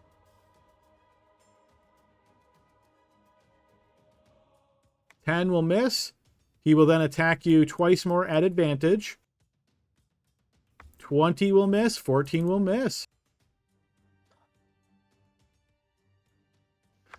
All right, Grim, you're going to notice this one rides out. And the rider, with his lance in hand, flips up his visor and says, "For Queen Ursula!" and charges the Ghost Knight.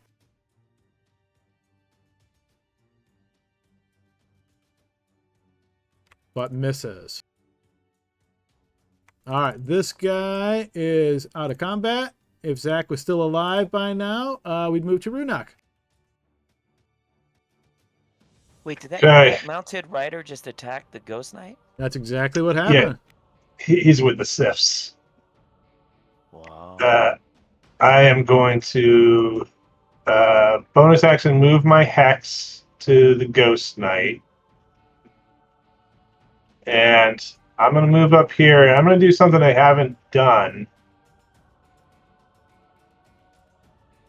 I'm going to try to use that new Dark Maw spell that I got, but the once a day thing I can do with it. So, sort of go through this with you, Adam, just to make sure I'm doing it right. So it says once per day, the user can make an unarmed strike. I have a bite attack that's an unarmed strike. Can I use the bite attack to do it? Yes.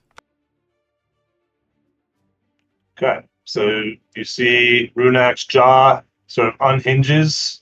His teeth grow a little bit in his mouth. And he's going to try to bite. So I'm trying to find out where we have this handout, so I want to make sure we're doing these rules correct. Let's see. It's under the magic item. So scroll of the necromantic pack. Thank you. I kept looking up for it by the spell name, but that's not what it was. Yeah. Okay, got it. So you're making the unarmed strike. Yes. All right. Okay, so first of all, Try to make him paralyzed. All right, so first of all, see if you hit. 19 will hit. Go ahead and post your damage.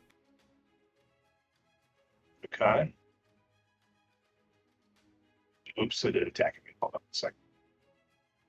All right, so 6 points of piercing damage. All right, and then he has to make a saving throw against Con, DC 10. He is going to pass. Okay. Unfortunate. All right. That is the end of my. Oh, wait. What you got? Get the flank so I can get her in there when you're done. Oh yeah. Well, I moved. Let's see. I can't. I can only move one more here. So, Okay, perfect. and that's the end of my turn. All right, this Spear Maiden is going to keep stabbing away at the rider. But will miss twice. All right, that guy has rode away. So as that guy, we move to Glory. Attack this guy. I'm sorry, which one? Looks like you got 2 in range. That one. Okay. Yep, 21 will hit.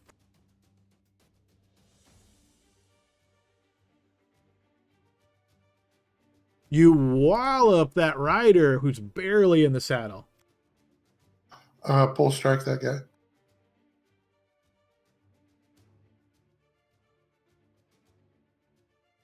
Sixteen's exactly the AC. 1 HP left. That one is down. It's my turn. All right, Caliban 2 GM death save if you're still alive. I will give him advantage by my inspiration. All right, burning inspiration to give you advantage on this roll, Caliban. All right, we'll not reveal that result to anybody, but we'll move to Grimm's turn. Okay, I was visualizing this is flank, but do you prefer, where's the flank in this? You trying to get this on the Ghost Rider? Yeah. I would say this is flank, because even though he's sitting here, he's like in the middle, so you'd have to be here. What about Oh, the I guy who can't- just attacked him? Yeah, that's what I was thinking. I'm sorry? This guy. The mounted guy, yeah. Oh, right. Yeah, I'll give you a flank there. Okay, that's where it is. Okay, I'll move to the flank, and I'll swing out with my flail. So just to clarify, you were like, Runak, get to where you need to be so I can get the flank, and then you took the flank from the other guy, right? Yeah, so, yeah, he was Yeah, in the just- flank position in Just my making mind. sure Yeah. I'm visualizing it correctly. All right. Yes, 18 will hit.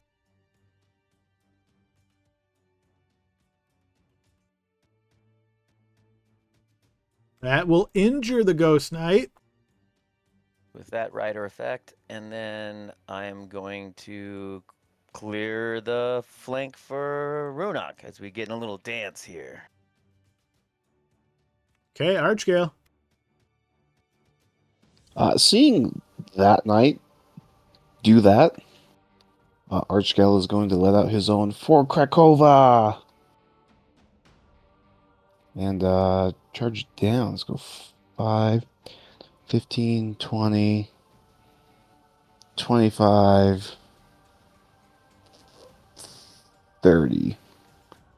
And then I'll cast Firebolt at the Dark Knight. Okay. Yeah, that'll hit. Burns him a bit on his half-plate armor. Okay. Action. Don't think there's anything else I need to do there. So, end my turn. All right, Barnaby.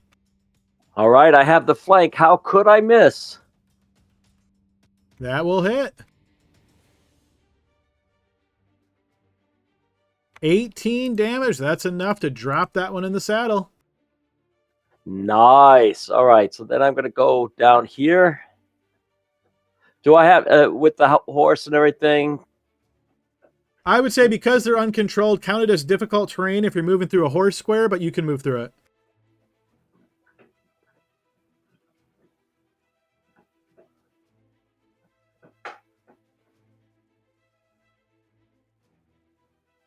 Seeing he has a lance, I'm just going to go 5 right there. All right, this rider and the next rider are no longer in combat. The horses are getting them out of here as quickly as they can. All right, move to the top of this round. He is still alive. He's going to jab out at the Spear Maiden, hitting her.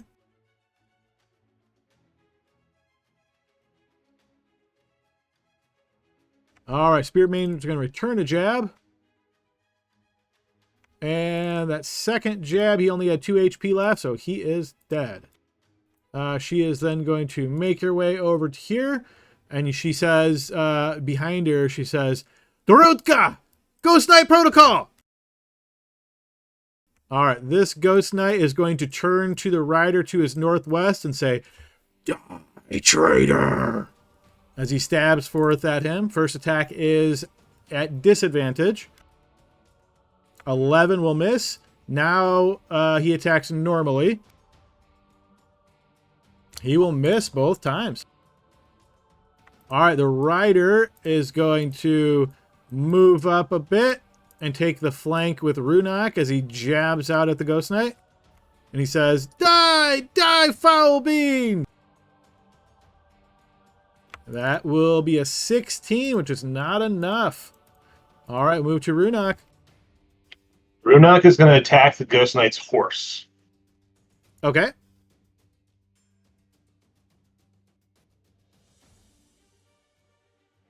$25 will hit the horse.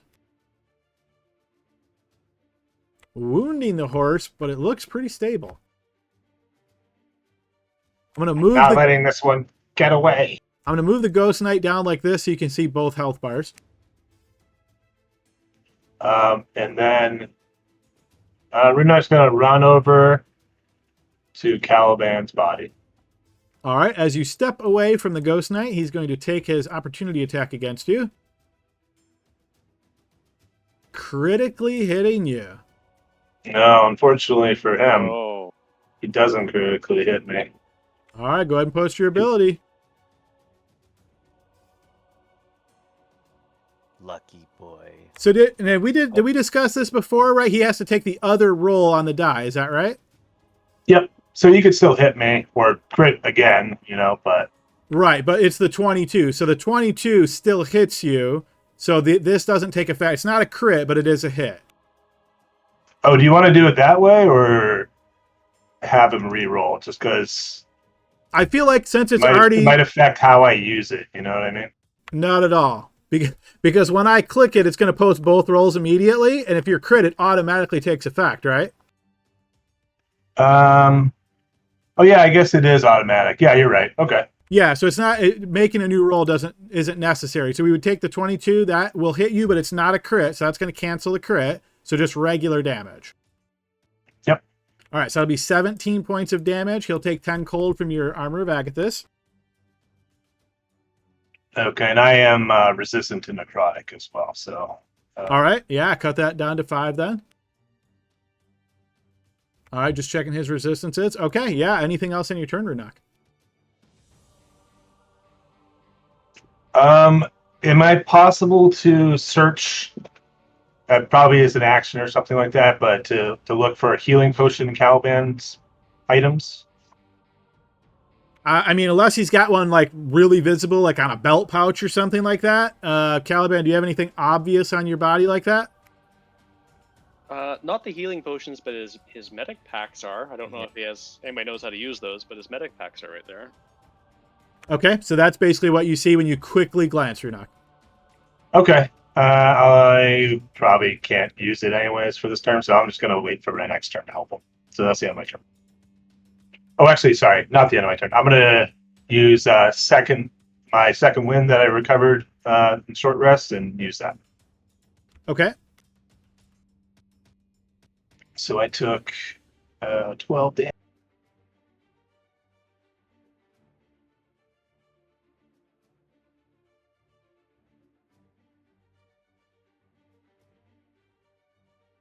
Yeah, that script's Sorry. still buggy for whatever reason. I'm not sure why. Just, I don't think you were concentrating on anything anyway, right? Oh, no, you were on Hex. Yeah, so we always take the first one if it accidentally rolls too many. So, yeah, unfortunately, Hex drops. Okay. All I'll just right. do my hit points off the turn. Yep. Okay. No worries. Okay. With her closest opponent no longer there, she looks back, looking to the west, and she says, "One of them down. Why didn't you say anything? Why didn't you say anything?" She'll rush down here, checking distance, and she will use War God's Healing. Caliban, you can roll 3d6 and restore that much HP. Ooh, thank you. Glory. All right, I'm going to move down. Make sure you add that level of exhaustion, Caliban. All right, yeah, go ahead, Glory. I'm going to move here. I don't know if this is just... Yes, you can hit visual. him. He's in the center of the board, so he's within 10 of you, yep.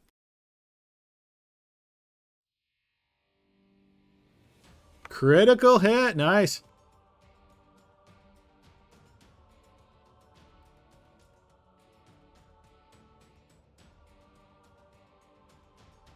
All right, true crit. Go ahead and post your crit damage, and I will put the bleed effect on him.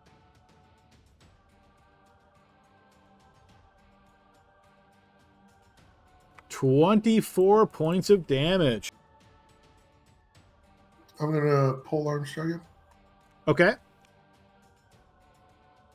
17 will also hit.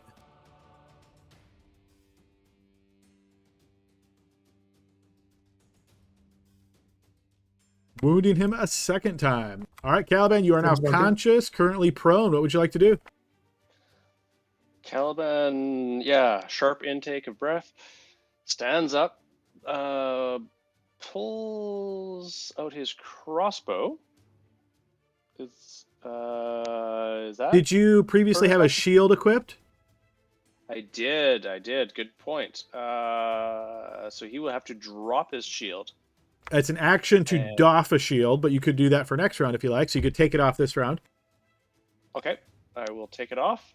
And I think we've kind of got this guy on the ropes, hopefully. So maybe the first thing I'll do is I will bonus action my second wind. Okay. But, there it is. For another 10. Yep, go ahead and set yourself back to public, but you can take that 10. Oh, thank you. Forgot about that. There we go, public. And then I will... I still... Actually, is the action surge a bonus? No, that is... Action surge is like a free thing. So, okay. So then action surge to grab my crossbow. Okay, sure. Yeah, you can shoot if you use an action surge. Okay. And fire at the Dark Knight. I'm assuming you stood up from prone, but you're just shooting from right there? Yes. I will move. I'll move so I don't risk hitting Runok, but yes. All right, makes sense. Yeah, go ahead and make your attack.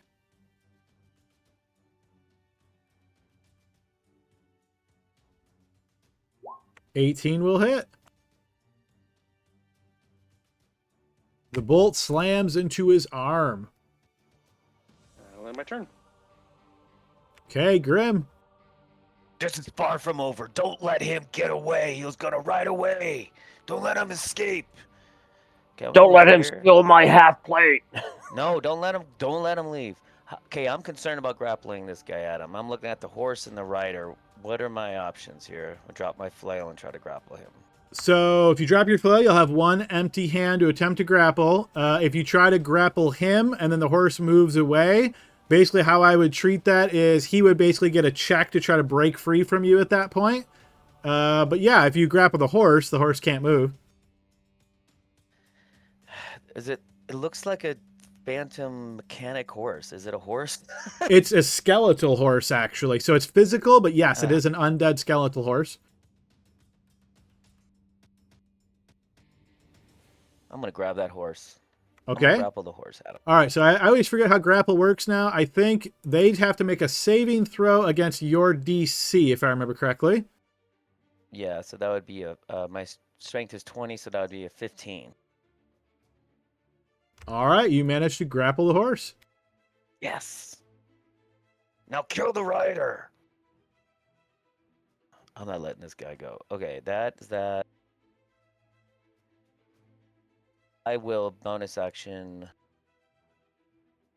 Second wind. I have one left. Okay, Archgale.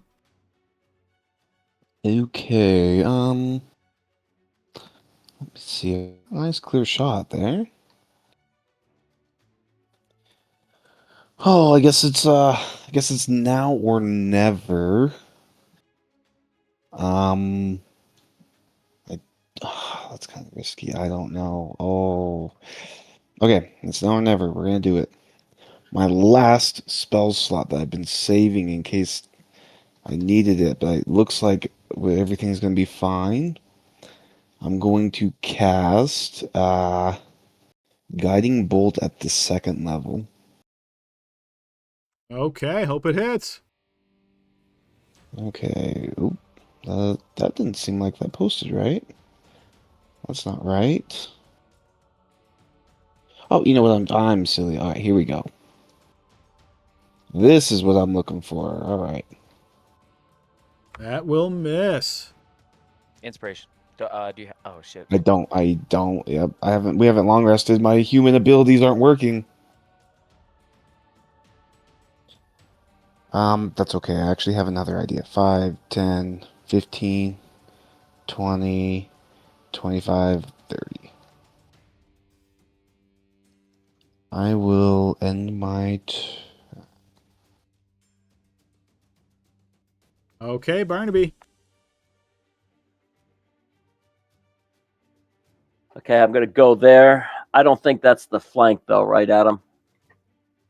It is not. Currently, Grim is in the flank spot with the other rider. Yeah, that's okay. I haven't rolled my crit today, so. Oh, let's do that. Oh, look at that. He calls Oh it. my goodness. Calls it. Whoa. And just because I'm gonna go ahead and use my free once per day smite on this too, just because I really want to. So Okay. now, so on this crit, nice call. On the crit, he just is remember undead as well. and it's radiant. All right. That's okay. So true crit, post your crit. 37. All right, And Adam, yeah, go ahead. I was just gonna say, is that including your smite or no? I'm wondering if, because I clicked on Divine Smite, Fiend, or Undead, so I'm wondering if it added an extra 1d8 on that. It looks like it did. I see 1d8 plus 1d8 at the bottom. Okay, so I'm just going to go ahead and just do a normal Divine Smite then. So hang on a sec. So so remind me, what is your... I'm going to do it this way to make it easier. I'm just posting your base damage. So normally you deal 1d8 plus 6 and then 1d6. So it rolled 2d8 and then 2d6 and then 2d8. So level 1 smite, would this be 3d8 against undead? It would be it's my free, yes, it's a normal 3d8 kind of thing. So for undead. All right, so roll one more d8. The way I'm reading this is that the smite is not being doubled in the crit, is kind of what I'm guessing. There's 1 point of damage in case that helps. Does the rapier do something special, or is that just the 1d6? That's only if it's a shape changer. Okay. Yeah, I think because smite is added after the fact, it's not part of the crit. Yeah, so it just, the damage is increased. So it's not, you don't get like in 2014 rules, it literally was a double like. Okay, so I'm adding one more. Right. Yep. Yeah, I think the thing is on this one here, because I knew I was attacking on undead and I was going to smite, I was going to say divine smite, fiend, or undead. But I think because I had it pushed over, it did so even before I did the smite damage, if that makes sense. Got it. Okay, I think we're all good. That was a whole lot of damage, but I think Because we're I good. haven't done the smite yet, so. No, I'm not I following mean, I that. did on the other one, but not on that first one. I was just saying. Okay, gotcha. I thought you meant, now I'm applying smite. Like, wait. No. I meant on the first one when we were trying to calculate the damage. Gotcha. Yep, no worries. All right, anything else on your turn there, Barnaby? All right. Yeah, I would give him my finger, but I can't. So. All right, she is going to call down sacred energy upon the Ghost Knight. He will make that save, but seeing how well you just did, she's going to give you a divine command, Barnaby, to attack him again with your reaction. Yeah, now I'm gonna, of course, for glory. 15 will miss. Oops. All right, his turn. He's going to take 1d4 damage. I forget who criticaled with him with that. Whoever that was, please throw me a d4.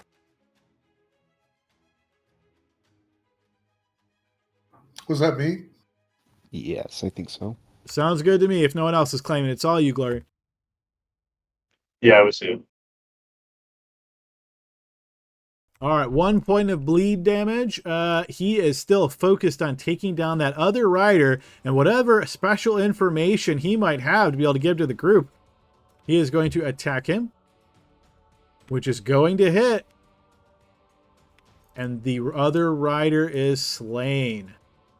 Oh no. Ouch. He is then going to turn his attentions to Barnaby, who just walloped him hard, attacking twice more at advantage. 14 will miss. 16 will miss. I think Barnaby's higher than that, right? 17. Yep. All right. Those two missed. Well, I'm a 17 plus. I have Blade Ward, so I do a 1d4. Okay. So that will miss. All right, guys.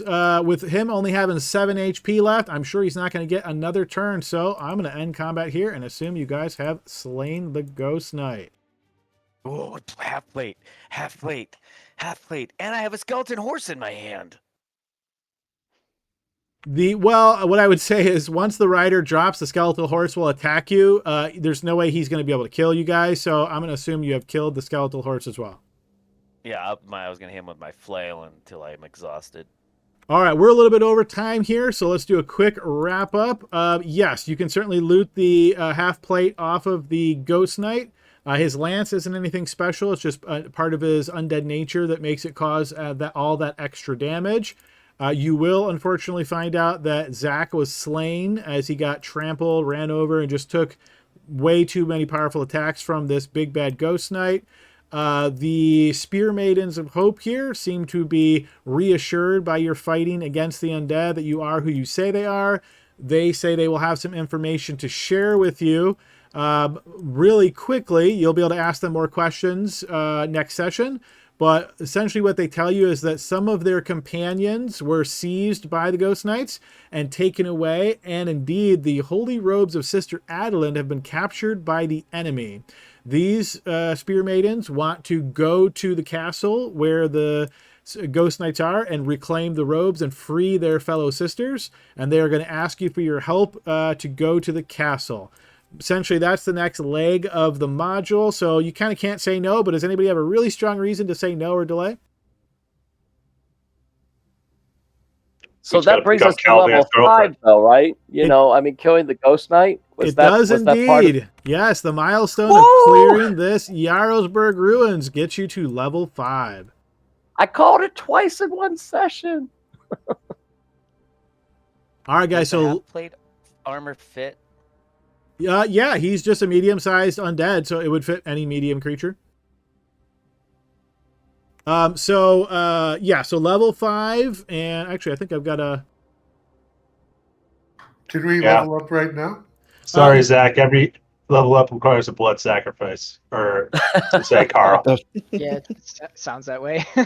Yeah, I feel like Just do every die roll was against Zach, unfortunately. It's just one of those things where the dice are just not in his side at this time. But yeah, you guys leveled up to 5. Like I said, you'll have plenty of time next session to ask the Spirit Maidens more questions. Zach, feel free to roll up a new character. Let me know if you have any questions. If there's any ideas you have for a new character, feel free to shoot those by me. Other than that, if you guys have any questions about level 5, please let me know. Level 5, for those of you, which is basically everybody, you'll notice a significant boost in power at level 5, which also means the enemies tend to be boosted higher as well. So just something to be prepared for. Keep that in mind. And yeah, this is a good session. Hope you guys all enjoyed it. Any last minute comments or questions before we wrap up for the night? Yeah, the bad guy's been swinging 3 times at level 1, so I think we deserve something. This is good. Yes, that was a CR6 opponent. So yeah, he definitely was a bit tough. Hey, Adam, question Just for to you. be clear, we can level up right now. Yes, because my assumption is it's nighttime right now. So even if you want to ask the sisters some questions, you will have a chance to long rest here at Jarlsberg before moving on. So yes, you can apply your long level up right now. Cool. Thanks. Yeah, that's Yep, what I was going to ask. Good Okay, question. I yep. appreciate you asking that question. Yep. All right, guys, if there's nothing else, then great session. We'll see you all next week and continue the adventure then. Hey, thanks for Good job, putting guys. this together, Adam. Thanks, everybody. We'll see you next week. Later, guys. Awesome. Thank you.